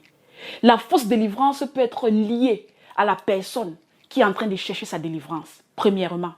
La fausse délivrance peut être liée au serviteur qui prie pour ta délivrance. Et troisièmement, la fausse délivrance peut être liée à la procédure de délivrance ou aux circonstances, aux conditions exigées qui entourent la délivrance. Ça, c'est les 3 conditions. Dans une condition qui lui fait rater sa délivrance ou qui lui fait avoir une délivrance, on lui dit tu étais délivré, c'est faux. Lui-même, il constate plus tard que la délivrance n'avait jamais eu lieu. Donc, nous allons commencer donc maintenant par les fausses délivrances liées lui-même à l'individu qui recherche sa délivrance. Commençons par là, c'est le premier point. Par rapport à la personne qui recherche sa délivrance, mon frère, tu ne peux pas être délivré si tu n'as pas la vie de sanctification irréprochable. Si tu continues de vivre dans le péché, tu es en train de vouloir faire ta délivrance, tu veux prier, tu veux que Jésus te donne sa grâce pour que tu brises avec le monde des ténèbres. Mais tu es toujours là dans l'adultère, mais tu es toujours là dans l'impudicité. Mais c'est toi qui continues de faire les choses qui ne glorifient pas Dieu. Tu continues de voler, tu continues de mentir, tu n'auras pas ta délivrance. On va prier pour toi. 1000 intercesseurs vont prier pour toi, ça ne marchera pas. Jésus ne te donnera pas sa grâce. Arrange ta vie de sanctification. Dieu ne se contredit pas. La parole de Dieu ne changera jamais. Le ciel passera, la terre passera, mais la parole de Dieu ne passera jamais. Quelqu'un ne peut pas, ton pasteur ne peut pas te dire, ma soeur, tu es en train de vivre avec cet homme, vous n'êtes pas marié. Ce n'est pas grave, je vais te faire la prière de délivrance. Pasteur là est dangereux. Quelqu'un ne peut pas, ton pasteur ne peut pas te dire, ma soeur, tu es en train de vivre avec cet homme, vous n'êtes pas marié. Ce n'est pas grave, je vais te faire la prière de délivrance. Pasteur là est dangereux. Le Dieu nous demande à tous d'être dans une sanctification irréprochable sans laquelle nul ne verra le Seigneur. Tu ne peux pas chercher ta délivrance si tu continues de vivre dans le péché. Retiens ça, mon frère. Donc, la première chose, c'est la vie de sanctification. Deuxièmement, c'est la vie de compromission. Il y a des gens qui sont toujours dans un état de compromission permanent et qui cherchent leur délivrance. Ils n'auront pas. On va leur faire une fausse délivrance. Je m'explique. Toi, mon frère, tu as été immigrant illégal dans un pays. Tu es assis là-bas. Toi, ma soeur, tu es dans un pays, tu n'as pas les papiers. Tu es dans des procédures pour avoir les papiers, mais dans des procédures fausses. Et tu es en train de mettre les genoux sur tu pries pour la délivrance. La délivrance ne va pas marcher. Tu es dans la compromission. Parce que Satan va utiliser la compromission dans laquelle tu vis pour te revendiquer. Il va dire à Jésus, Jésus, comment cet enfant veut se libérer de moi ou de mes agents alors qu'elle continue d'utiliser mes faux papiers que je lui ai donnés. Alors qu'elle continue toujours d'utiliser les choses.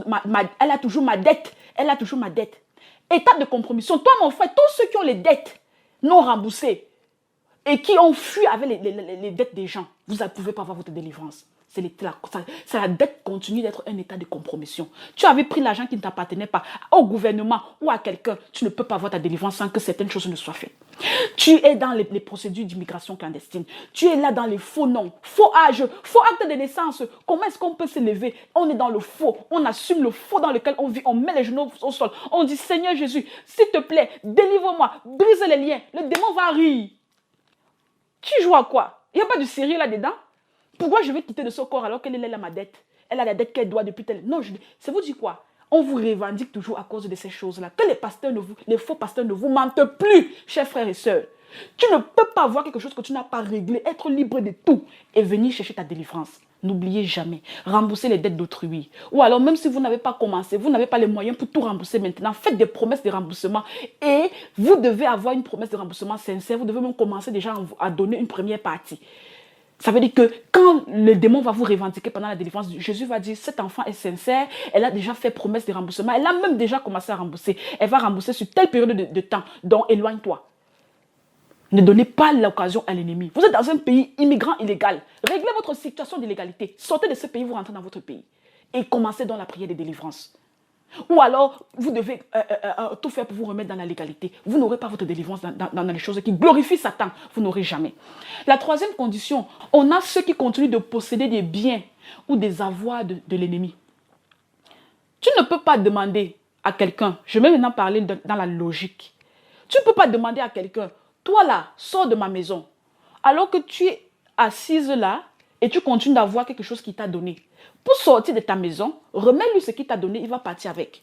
Il ne peut pas partir sans son bien. Je vais donc m'expliquer avec les détails. Toi, ma soeur, tu es partie voir le féticheur. Il t'a donné les écorces, il t'a donné les objets de charme, il t'a donné le fétiche que tu vas mettre dans ta maison, que tu vas aller déposer quelque part. Quand tu vas à l'église chercher ta délivrance et que tu as toujours l'écorce du marabout qui est sous ton lit, la calebasse du féticheur qui est dans ton salon, tu as toujours le petit médaillon qu'on t'avait donné ou le petit pentacle qu'on t'avait donné caché dans ton tiroir. Ça lui appartient. Comment tu peux demander à Satan de sortir de ta vie alors que tu as toutes les choses de Satan qui sont là, qui t'attendent? Il ne va pas partir. Remets-lui ces choses. Remets-lui. Tu ne dois plus avoir part à ça. À part ceux qui partent chez les féticheurs, il y a des gens qui sont dans des cercles religieux sataniques où ils avaient obtenu des choses qu'ils doivent remettre, qu'ils doivent détruire, ils doivent s'en séparer avant d'avoir la délivrance. Toi, tu es parti dans ta maison, tu as les chapelets, tu as 100 chapelets alignés partout, tu as les photos de Jésus qu'on a affichées partout, tu as les statuettes sur lesquelles tu pries tous les jours, tu as les eaux bénies, les sels bénis qui sortent du monde des ténèbres, qui sont dans les bidons remplis partout. Et tu mets les genoux au sol, tu demandes à Jésus de te délivrer. Comment Jésus va briser le lien? Quand toi, tu ne veux pas te détacher physiquement d'abord des choses que tu as récupérées là-bas. Comment le démon, quand on sera en train de le chasser, ne va pas venir te revendiquer? Il va dire, je ne sors pas. Elle a mon chapelet, elle a mes objets d'idolâtrie, je ne bouge pas. Qu'est-ce que vous allez faire? Vous devez vous séparer de ça complètement. Il y a des gens qui sont des satanistes conscients qui ont fait part à certains cercles occultes et qui aujourd'hui veulent quitter l'ennemi. Toi, mon frère, tu as toujours les grimoires, les livres de magie, les livres d'incantation, les téléphones spirituels avec lesquels tu communiquais dans le monde des ténèbres quand tu étais encore sataniste, les moyens de transport sataniques, tes tapis roulants magiques que tu utilisais pour te transporter, pour aller dans le monde des ténèbres. Remets tout. Et qu'est-ce qu'il veut dire remettre? Brûle. Ou alors porte tout ça là qui appartient à l'ennemi. Va donner à l'homme de Dieu. Il va brûler, il va détruire ça dans la prière. Et tu seras libre. Maintenant, tu vas commencer ta délivrance. C'est la condition. Tu ne peux pas continuer d'avoir le grimoire, ton livre d'incantation caché là-bas sous le lit, tes bougies multiples, tes tissus rouges d'incantation. Et puis tu vas te mettre les genoux sur tu dis, je veux la délivrance. C'est quoi qu'on va délivrer? Qu'est-ce qu'on doit briser? On n'y a rien à briser. Remets d'abord les choses de l'ennemi. Il va quitter de ta vie. Et en quatrièmement, il y a la volonté. Tu n'as pas la volonté, même s'il y a les vrais serviteurs de Dieu qui a l'onction, tu n'auras pas ta délivrance.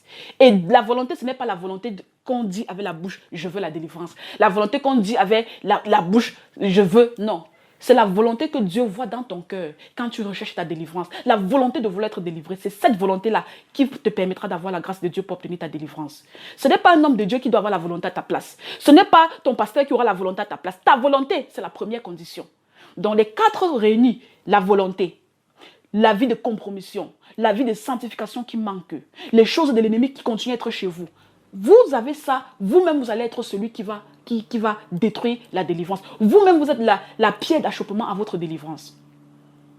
Maintenant, le risque de fausse délivrance lié au serviteur qui fait la délivrance. Ça veut dire que dans ce cas, on a réglé, vous êtes déjà libre, vous avez tout. La vie de sanctification, vous n'êtes pas dans la compromission, vous avez remis tout ce qui appartenait à l'ennemi en brûlant ou en jetant, vous avez la volonté. Maintenant, il y a une deuxième condition, le serviteur qui vous fait la délivrance.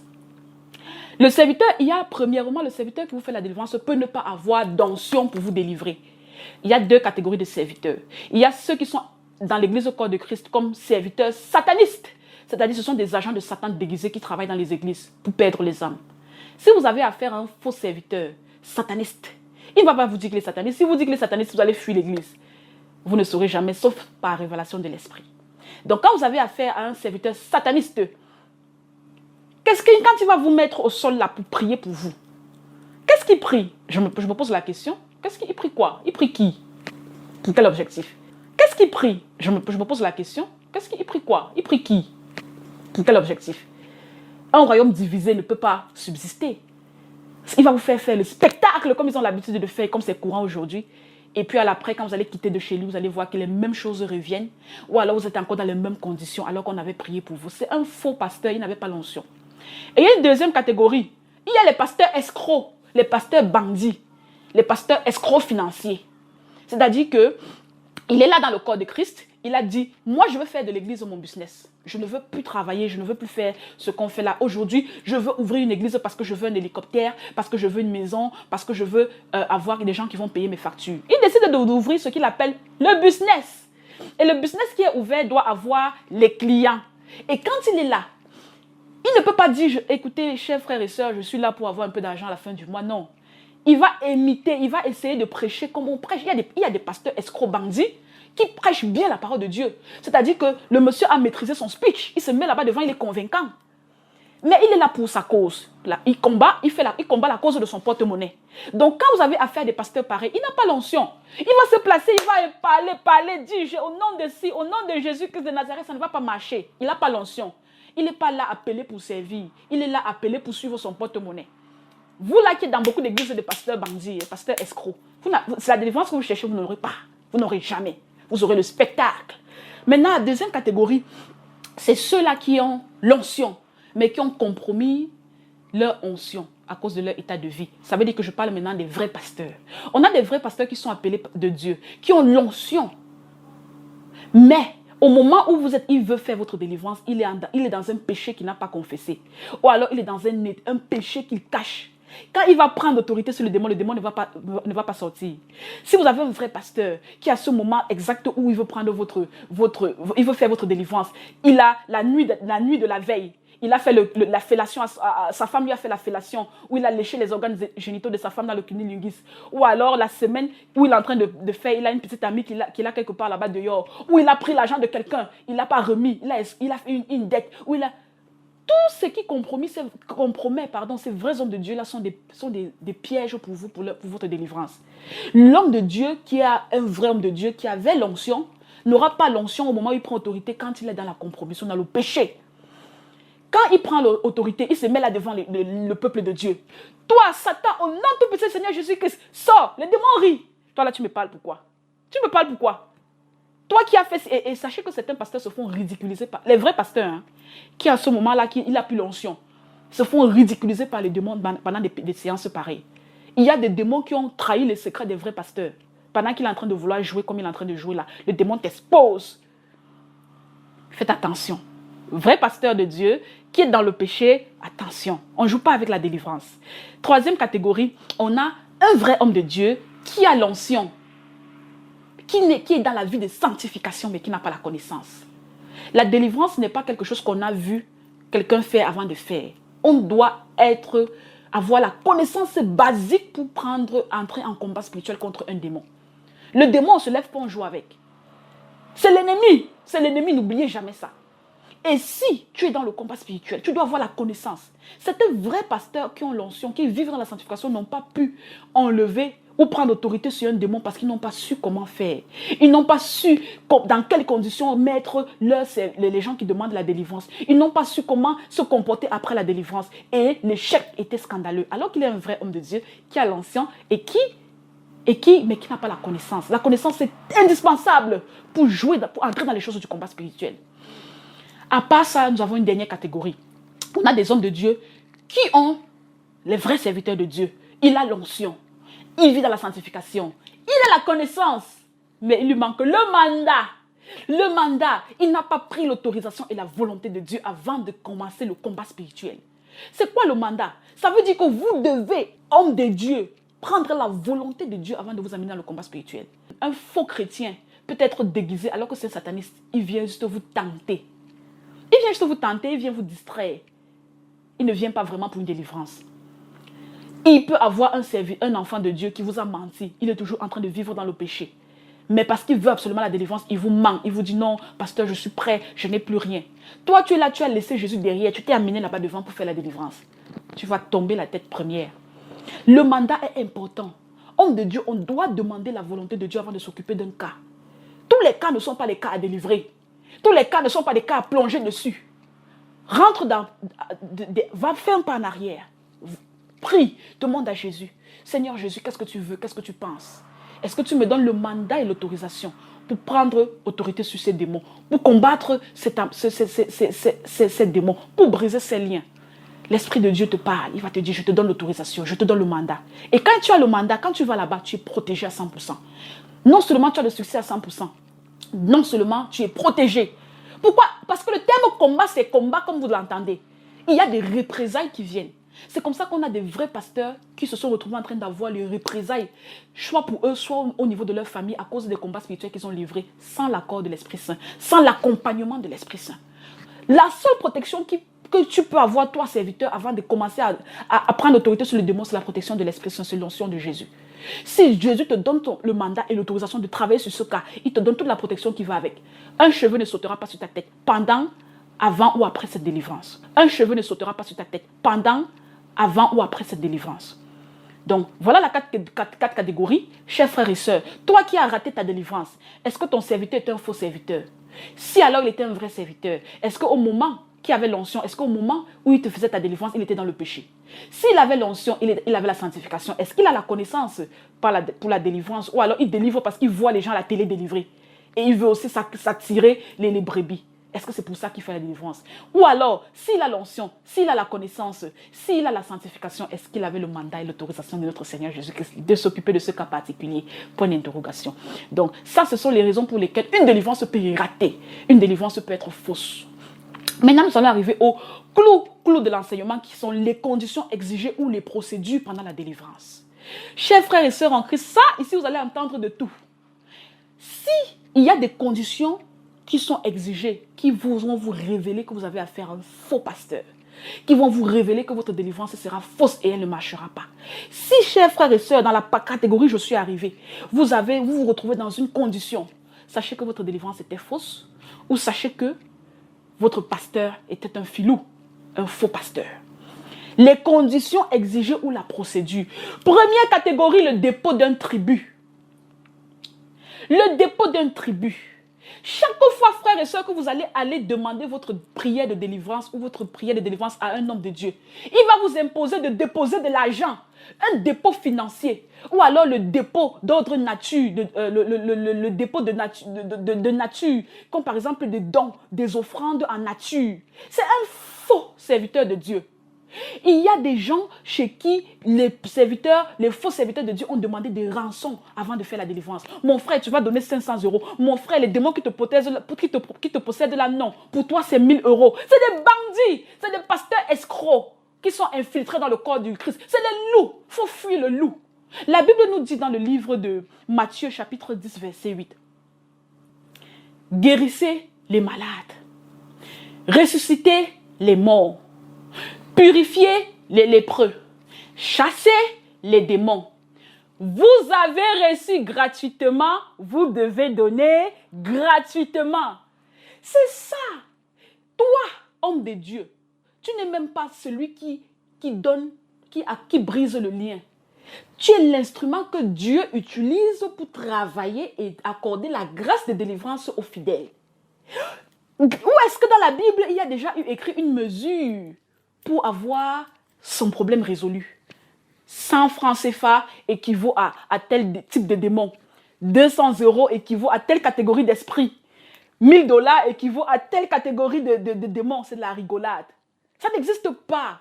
Toi qui as été appelé vrai homme de Dieu, tu vas donner gratuitement. Tu es obligé de donner gratuitement parce que tu as reçu gratuitement. Vous n'avez pas le choix. Donc, tous ces hommes de Dieu qui ont eu des conditions, tous ces hommes de Dieu là, les pasteurs, les faux pasteurs ont conditionné avant d'avoir la délivrance. Sachez que vous n'avez jamais eu la délivrance. Ils ont anesthésié les démons qui vont se remettre en activité d'ici peu. Il n'y avait jamais eu de délivrance. Ou alors certains, les cas s'empirent plutôt après la soi-disant délivrance. Vous devez les reconnaître. Chaque fois qu'un homme de Dieu vous parle d'argent, mettez les gens au cou et on fuit, on court. C'est des infiltrés. Il n'y a pas... Pour régler la délivrance, c'est pour prendre autorité sur les démons, pour briser les liens. C'est un problème spirituel. Depuis quand est-ce qu'on peut régler un problème spirituel avec une solution physique? C'est-à-dire un moyen financier pour détruire un démon qui est spirituel. La logique même montre que ça ne marche pas. Laissons l'Église, laissons Jésus, laissons Dieu. La logique. Ton problème est spirituel. Des démons que tu ne vois pas, mais tu as les manifestations dans ta vie. Pour régler ça, ce n'est pas l'argent. L'argent, c'est financier. Physique. Comment physique va régler le problème spirituel?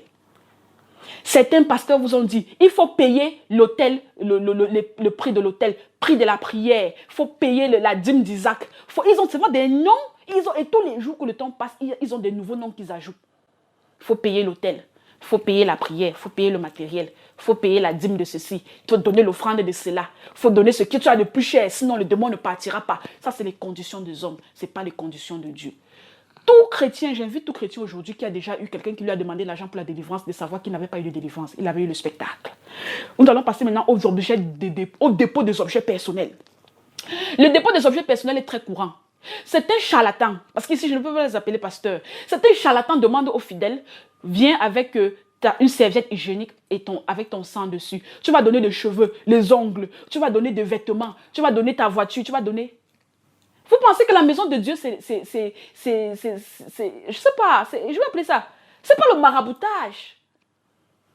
C'est écrit où qu'il faut que tu donnes tes objets personnels pour avoir ta délivrance. C'est quelle condition ça? Je connais une condition pour ta délivrance, la sanctification. Je connais une condition que tu aies reconnu mon Seigneur Jésus, que tu aies confessé tes péchés. Je ne connais pas les vêtements. Je n'ai pas encore entendu qu'il faut donner des objets personnels. C'est des charlatans.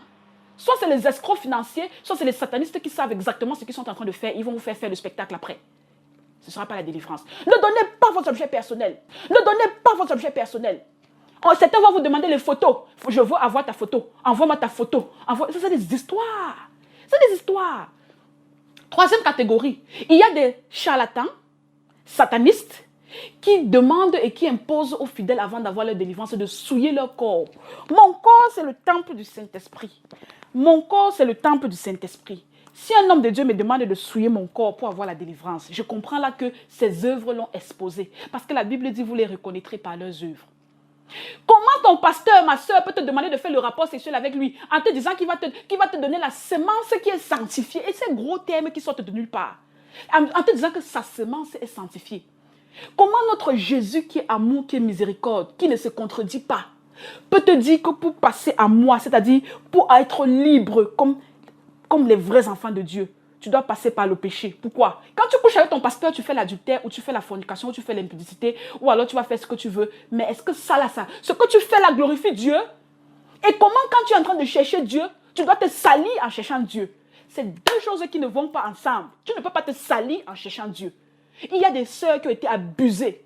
Les faux pasteurs là, toi qui es là, tu convoites la sœur de l'église depuis des années. Tu n'as jamais même pu l'approcher pour lui dire un mot. Quand elle fait l'erreur de venir se confier à toi et te dire, je veux ma délivrance, tu profites de l'occasion. Oh, j'ai une occasion extraordinaire pour toucher le sein de cette sœur. Je ne vais pas rater. Écoute ma sœur, tu sais, vous devez avoir la connaissance. Mon sperme est sanctifié, je dois te donner le sperme. Quand il te dit, je dois te donner le sperme, sanctifié par le rapport sexuel, non, dis pasteur, non. Mets le sperme là dans le gobelet ou bien dans le cop. Donc moi, je vais rentrer à la maison avec. Il va me sanctifier ton sperme à la maison. C'est des choses tellement dramatiques, on ne devrait même pas rire de ça. Vous ne devez pas, sœur en Christ, vous ne devez jamais faire un rapport sexuel pour avoir votre délivrance. Ils abusent de vous et pendant le rapport sexuel, ils ajoutent les démons. Ma sœur, reste avec tes démons. Si tu avais 2 démons, reste avec les 2. En faisant le rapport sexuel avec ton pasteur, pour avoir ta délivrance par le sperme sanctifié, tu vas prendre 10 et ajouter dessus.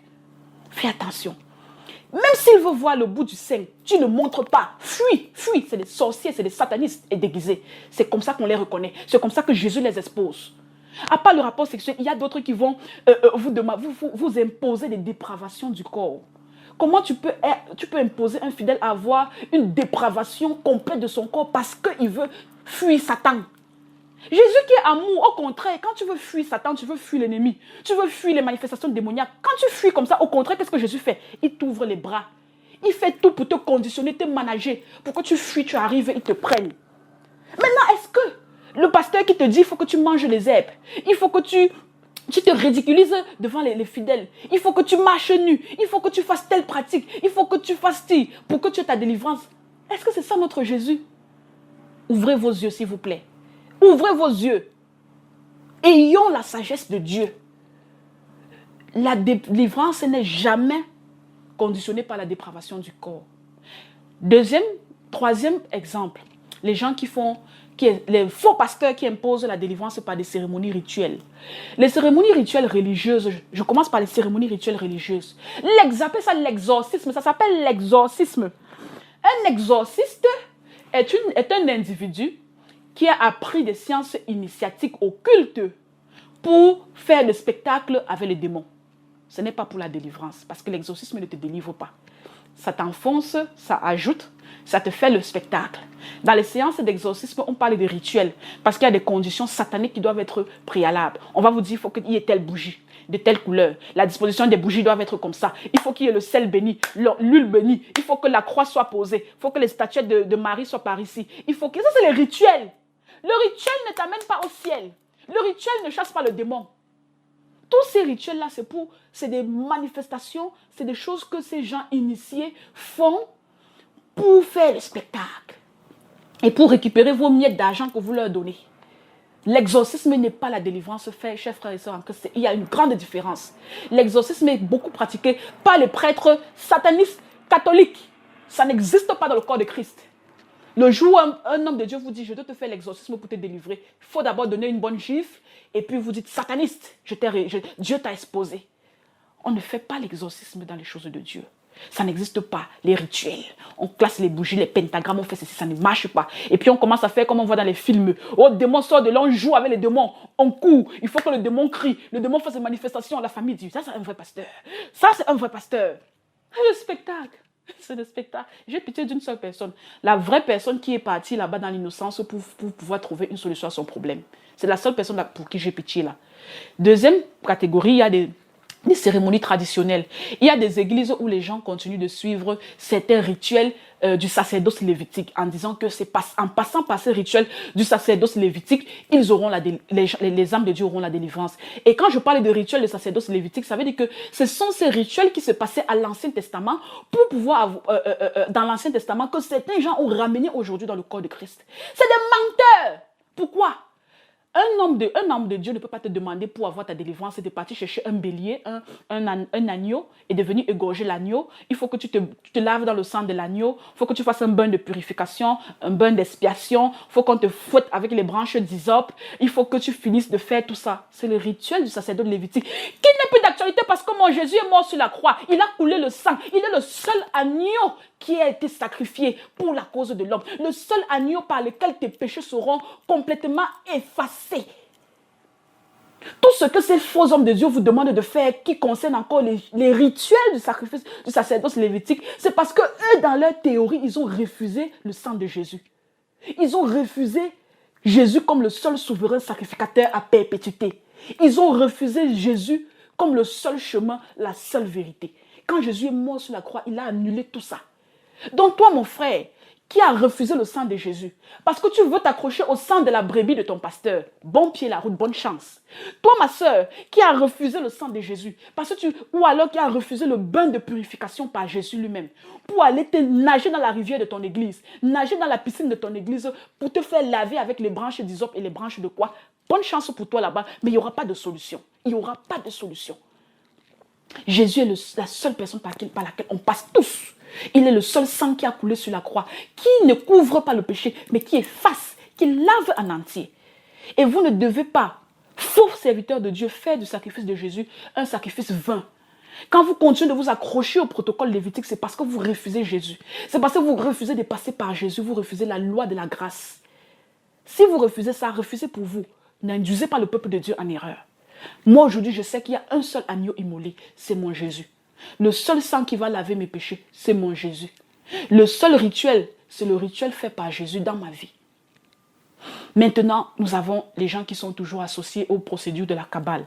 Toi, ma sœur, on te dit pour ta délivrance, on va invoquer les anges. Pourquoi vous acceptez les choses des satanistes? On va invoquer l'ange. La Bible t'a dit. Jésus a dit dans Luc, on a lu ça tout à l'heure ensemble. Chapitre 4, verset 18. Jésus a été envoyé. Il a été ouin. L'Esprit de Dieu l'a ouin pour libérer les captifs. Est-ce qu'on a déjà dit que l'Esprit de Dieu a ouin l'ange pour libérer les captifs? Est-ce qu'on a déjà dit que l'Esprit de Dieu a ouin un ange pour libérer les captifs? Ne nous mettez pas dans les problèmes avec Jésus. Ne nous mettez pas dans les problèmes avec le corps de Christ. C'est Jésus et rien que Jésus. Toi, ma soeur, on va invoquer les anges, on va allumer les bougies, on va te faire des rituels kabbalistiques dans les 72 génies de la Kabbale. Pour invoquer, on va te dire qu'il te faut la bougie ceci, la bougie de telle couleur. On va te dire qu'il te faut. Attends, il y a l'ange qui va apparaître. Ce sont les anges déchus. Parce qu'il y a un tiers d'anges qui a été précipité hors du ciel avec Satan. Ce ne sont plus des anges, ce sont plus des anges de Dieu. Ce sont des démons, des anges déchus qui travaillent avec l'ennemi. Quand ces satanistes déguisés font l'évocation des anges, les anges qui apparaissent, c'est eux. Qui apparaissent là, c'est eux. Ce n'est pas les anges qui sont toujours devant le trône, qui continuent toujours à travailler pour mon Père céleste au ciel. Ce n'est pas eux. Ils n'ont rien à voir avec cette mascarade-là. Ce sont les anges déchus. Avec ces gens qui maîtrisent les secrets de la Kabbale. Ces recteurs d'anges-là, c'est eux qu'on invoque devant vous pour vous éblouir. Ma soeur, regarde, l'ange est arrivé, il va t'envoyer ton message, tu es délivré. C'est le spectacle. Ils ouvrent le monde des ténèbres devant vos yeux pour compliquer encore vos problèmes, pour condamner vos âmes. C'est pas comme ça, c'est pas ça la délivrance. Tu as déjà assisté à quelque chose comme ça, sache que tu as empiré ta situation. Cherche ta vraie délivrance. Maintenant, il y a dans ceux qui aiment les spectacles. Je ne peux pas finir cet enseignement sans parler du spectacle. Parce que c'est ce qui aujourd'hui, qui pullule dans le corps de Christ aujourd'hui. Concernant les spectacles, vous les faux pasteurs incrustés qui aimaient causer avec le démon, on fait une délivrance, une séance de délivrance publique. Toi, homme de Dieu, tu es assis là-bas. Tu causes quoi avec le démon? Vous vous dites quoi? Vous êtes les amis? Vous êtes les ennemis. On ne cause pas avec l'ennemi. On est en guerre, on ne cause pas avec l'ennemi. Jésus, dans la Bible, à chaque fois qu'il rencontrait un démoniaque ou un lunatique, quand le démon voulait essayer de parler, il commençait « Oh, nous te connaissons, tu es le Fils de Dieu. Qu'est-ce qu'il y a entre nous et tout ?» Chut, il coupait court. Toi, sors. Dieu t'a envoyé. L'Esprit de Dieu a oint Jésus pour qu'il vienne aujourd'hui délivrer les captifs. Vous allez écouter ça, vous allez être délivrés aujourd'hui. Vous allez chercher vos vraies délivrances et ne plus rester sous la mascarade des faux pasteurs. Sachez que un pasteur qui cause avec un démon, c'est un pasteur douteux. Pourquoi? Qu'est-ce que le démon va te dire pendant cette causerie qui va t'instruire pour l'avancement de cette délivrance? Point d'interrogation. Un vrai pasteur, pendant la délivrance, est focalisé en train d'écouter la voix de Dieu, la voix de l'Esprit Saint qui lui parle, qui lui guide, qui lui révèle les choses cachées chez cet homme de Dieu. Le démon commence à dire, je suis sa mère, j'étais son père, j'étais sa grande sœur, j'étais son ceci. C'est la distraction. Pendant que le démon est en train de vous distraire comme ça, vous dans la salle, le public, vous avez les oreilles bien tendues, vous êtes focalisés, vous aimez ça. Et quand vous êtes très tendu comme ça, là, bien concentré, les démons sont en train d'entrer dans la salle. Vous perdez la notion de prière, vous n'êtes plus en adoration, vous n'êtes plus en prière. Maintenant, les démons du monde des ténèbres sont en train d'entrer dans la salle, de marcher sur vos têtes. En marchant sur vos têtes, ils sont en train de détruire vos chances, de récupérer toutes vos étoiles, de vous enfoncer, vous qui êtes présents spectateurs. Et pendant que le spectacle est en train de se passer, un vrai homme de Dieu écoute la voix de l'Esprit Saint lui parler. Pendant la délivrance. C'est la voix de l'Esprit Saint qui le guide, qui lui dit, écoute, le démon auquel tu as affaire maintenant, c'est le démon qui vient de tel. Voilà, je te donne l'autorité, je te donne ceci, prends autorité. Il te guide. Comment une oreille peut écouter l'Esprit Saint, une autre oreille peut écouter le démon qui te parle? Le démon te dit quoi? Il a quoi de Dieu dit? Dès que le démon veut ouvrir la bouche, tais-toi. Pourquoi? Le démon est un menteur. Parce qu'il travaille avec Satan l'ennemi, qui est menteur depuis le commencement. Et la Bible dit, les menteurs, ils auront leur place dans le feu de la guéhenne. Un démon n'a pas de crédibilité, homme de Dieu, pour te parler et tu écoutes. Un démon n'aura jamais de crédibilité, homme de Dieu, pour te donner une recommandation pendant la délivrance. Tu ne délivres pas à cause du démon. Tu ne délivres pas parce que c'est le démon qui t'a demandé de le faire sortir. Tu délivres parce que Jésus t'a envoyé de briser ces liens, de prendre autorité. Donc la personne qui t'a envoyé, c'est cette personne, tu suis la voix. Ce n'est pas la voix de l'esprit qui te parle. Et en permettant au démon d'ouvrir la bouche et de parler pendant la délivrance, tu es en train d'induire le peuple de Dieu et les brebis de Dieu en erreur. Parce que le démon va dire des choses que s'il y a des bébés spirituels dans la salle, ils seront perdus, ils ne comprendront pas. Ils prendront des mauvaises décisions parce qu'ils vont accepter ce qu'ils ont entendu de la bouche du démon. Faisons très attention, hommes de Dieu. Le spectacle ne marche pas. Deuxième catégorie de spectacle. Il y a des gens qui, pour leur délivrance, il a fallu que les satanistes leur fassent des incantations et des sorts pour qu'ils commencent à sauter dans la salle comme les sirènes. On te dit, non, l'esprit de sirène est en train de sortir. Regardez comment il se mouve il se mouvoie comme une sirène. Et les gens sont là, on est scandalés. Les gens sont là, on est éberlués. Ça, c'est de la bêtise. On va dire à quelqu'un d'autre, non, il faut voir. On fait des spectacles où l'enfant de Dieu, l'âme de Dieu est en train de vomir des clous, de vomir les chaînes, de vomir les cadenas. On vous dit que ça, ce sont les cadenas qui enfermaient sa vie. Et puis, il vomit les chaînes. Ça, ce sont les chaînes qui le maintenaient. Vous êtes en train de faire souffrir l'âme de Dieu dans le spectacle, alors que vous n'êtes même pas en train de les délivrer. Il y a des gens qu'on va faire courir dans la salle. On va faire des âmes de Dieu vont se déshabiller. Des âmes de Dieu vont tomber, écarter les fesses en public. Ça, c'est quoi ça? Ça sort d'où? Faux pasteur, vous m'écoutez. Ça sort d'où ça? Ça, c'est des satanistes. Ne les écoutez pas, ne faites pas ça. Ne vous mélangez pas à ça. Sortez de là. Et ce qui est pire encore dans ces histoires-là, c'est qu'en plus de ne pas vous délivrer, ils ajoutent encore la quantité de démons. Il y a des hommes de Dieu qui sont montés sur les fidèles. Tu marches sur un fidèle, tu piétines l'âme de Dieu en disant que je suis en train de délivrer. Tu es en train de donner des coups de poing à l'âme de Dieu en disant que je tape le démon. Tu invoques les démons, take it, receive it. Tu fais le spectacle, les gens te glorifient pour la gloire des hommes. Tu es en train d'appuyer le sein de la fidèle. Tu appuies ses fesses en public, devant toutes les télés, devant toutes les nations. Faux pasteur, il vous sera redemandé des comptes. N'oubliez jamais ça. Ces âmes de Dieu que vous torturez pendant les délivrances là, avec vos fausses délivrances là, ce ne sont pas vos âmes, ce sont les âmes de Dieu. Elles ne vous appartiennent pas. Le sang a coulé sur la croix, le sang de Jésus pour ces âmes-là. Jésus a abrégé ses jours sur terre. Il est mort, il a accepté le meurtrissure, il a accepté qu'on le tape, qu'on l'humilie. Pour ces âmes-là, et toi, être humain, race du humaine, tu viens te lever. Tu es escroc, pasteur bandit, pasteur sataniste. Tu viens ridiculiser l'âme de Dieu pour avoir plus d'argent, pour avoir plus d'âmes à sacrifier à Satan. Il te sera redemandé des comptes. Et toi, faux pasteur, tu connais ta route. Dès que le faux prophète entre dans la GN, le serpent ancien, Satan suit. Tu es le quatrième, faux pasteur. Tu vas les suivre là-bas. On ne joue pas avec les âmes de Dieu. Satan est déjà condamné. Toi qui suis Satan là, tu as la chance encore par Jésus de fuir, de sauver ta tête. Sauve ta tête.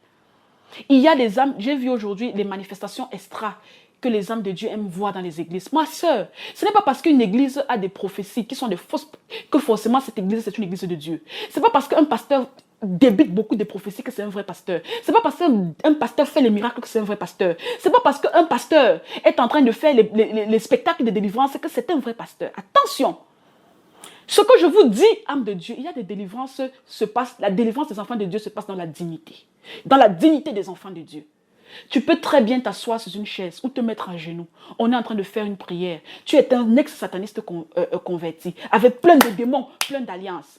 Et les intercesseurs ou alors le serviteur ou la servante de Dieu prie pour toi et prend autorité. Tu ne bouges même pas. Tu es assis là, tu es à genoux en train de prier dans la présence de Dieu. L'Esprit de Dieu est là, l'Esprit Saint descend et tu obtiens la grâce de délivrance sans bouger.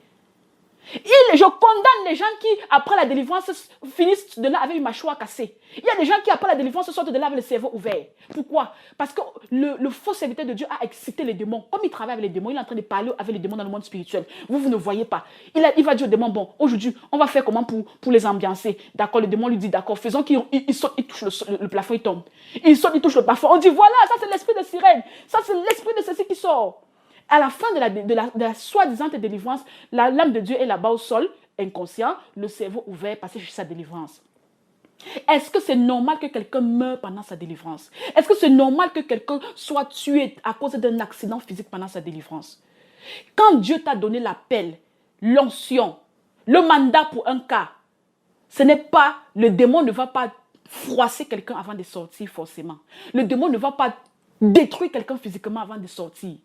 Parce qu'il est sous l'autorité de l'onction de Dieu. Il est sous l'autorité de l'Esprit Saint. Il va déguerpir sans que la personne ait une bouche ouverte, des plaies partout, des contusions partout, ou sans forcément qu'il ait tout saboté dans une église. Quand une personne qui est possédée réussit à casser tous les bancs d'une église, réussit à détruire tout dans une église, ça veut dire que le démon n'est pas sous contrôle. Soit le vrai serviteur de Dieu n'avait pas l'onction, ou était dans son péché, ou il n'avait pas eu le mandat, le démon est en train de le dépasser. Le démon va tout détruire. Mais quand un vrai serviteur de Dieu qui a l'onction, le mandat se présente, l'autorité est là. Le démon n'aura pas le temps de casser toute l'église. Le démon n'aura pas le temps de mordre les gens à côté.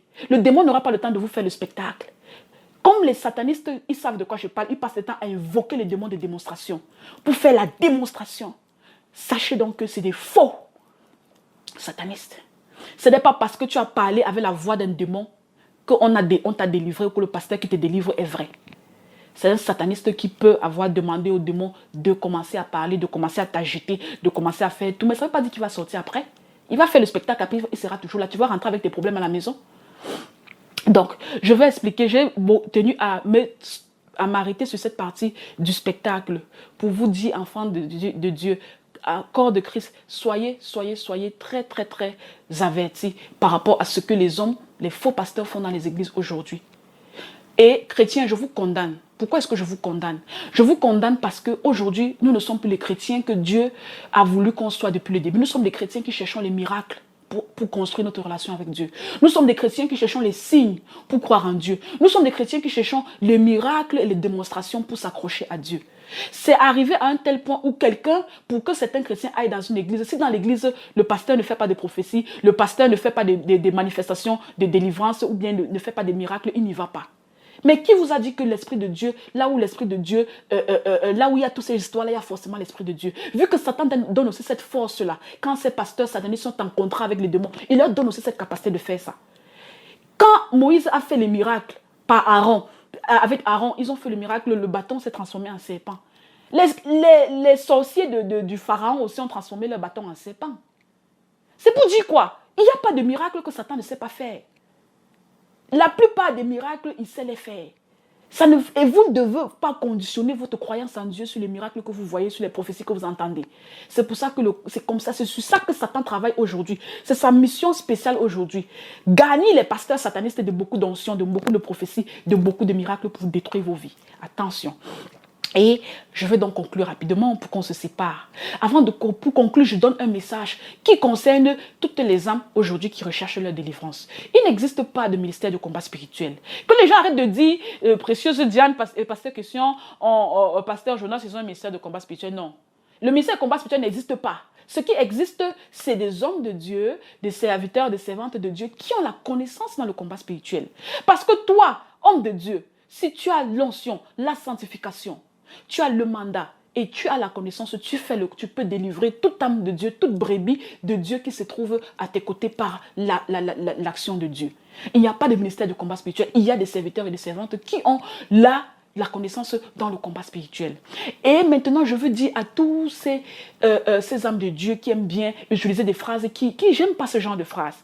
Quelqu'un dit non, j'ai été délivré en 2012 par le pasteur tel. Arrêtez de dire ça. C'est pas le pasteur tel qui t'a délivré en 2012. Voilà ce que vous devez apprendre à dire, corps de Christ. Le Seigneur Jésus-Christ m'a délivré en 2012 au travers des prières du pasteur tel. C'est tout.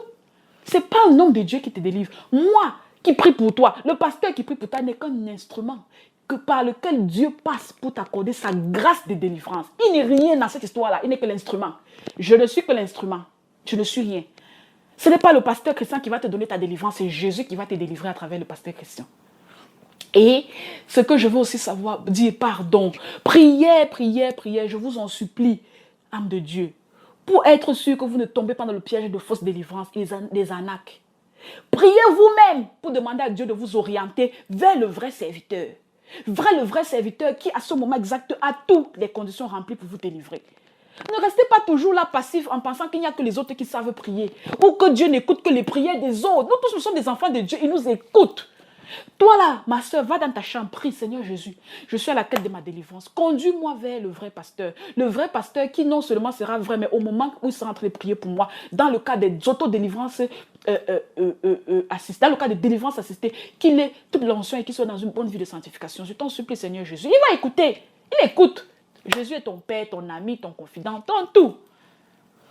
Et je voudrais aussi que vous n'oubliez pas que quand on est enfant de Dieu, on peut toujours être possédé. On peut toujours être sous l'influence des liens familiaux qui n'ont pas encore été brisés et qui continuent, même étant qu'enfant de Dieu, à nous perturber.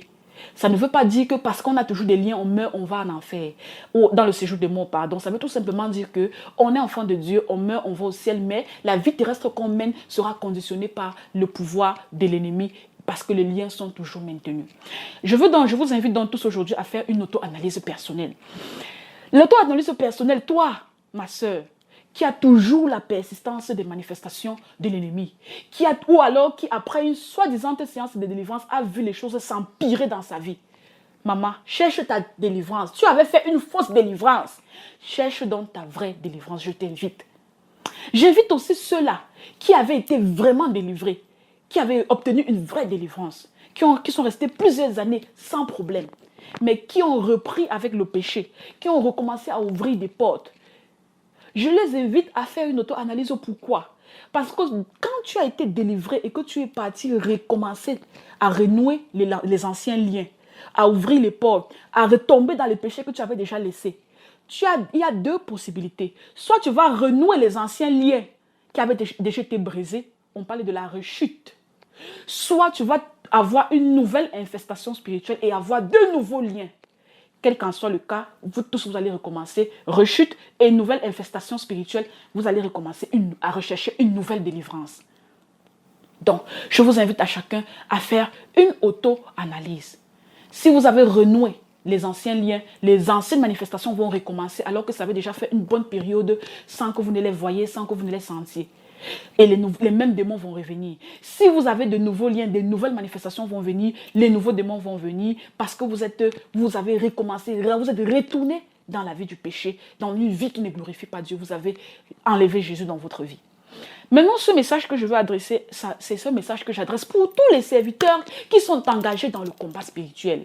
Chers frères et sœurs en Christ, serviteurs de Dieu qui faites le combat spirituel aujourd'hui, vous tous répartis dans le monde entier, je vous donne ce message. Je vous adresse ce message. Ne partez jamais, je vous en supplie, faire un combat spirituel sans vous, la volonté de Dieu. Oui, mon pasteur. Oui, papa Christian, tu peux avoir l'onction. Tu es un vrai serviteur de Dieu. Tu as la vie de sanctification. Tu as la connaissance. Papa, ne pas jamais t'engager dans un combat spirituel sans avoir demandé la volonté de Dieu. Je sais que toi, tu es mon papa spirituel, tu ne le fais jamais. Mais ces serviteurs-là qui le font tout le temps, vous vous exposez aux représailles. Vous vous exposez aux combats inutiles. Parce que si tu ne peux pas t'engager dans un cas spirituel sans l'aval de Jésus, sans l'Esprit Saint avec toi, ils vont te torturer là-bas. Parfois, les représailles sont tellement fortes que ça affecte même vos familles aux environs. Il y a des pasteurs qui ont fui le combat spirituel.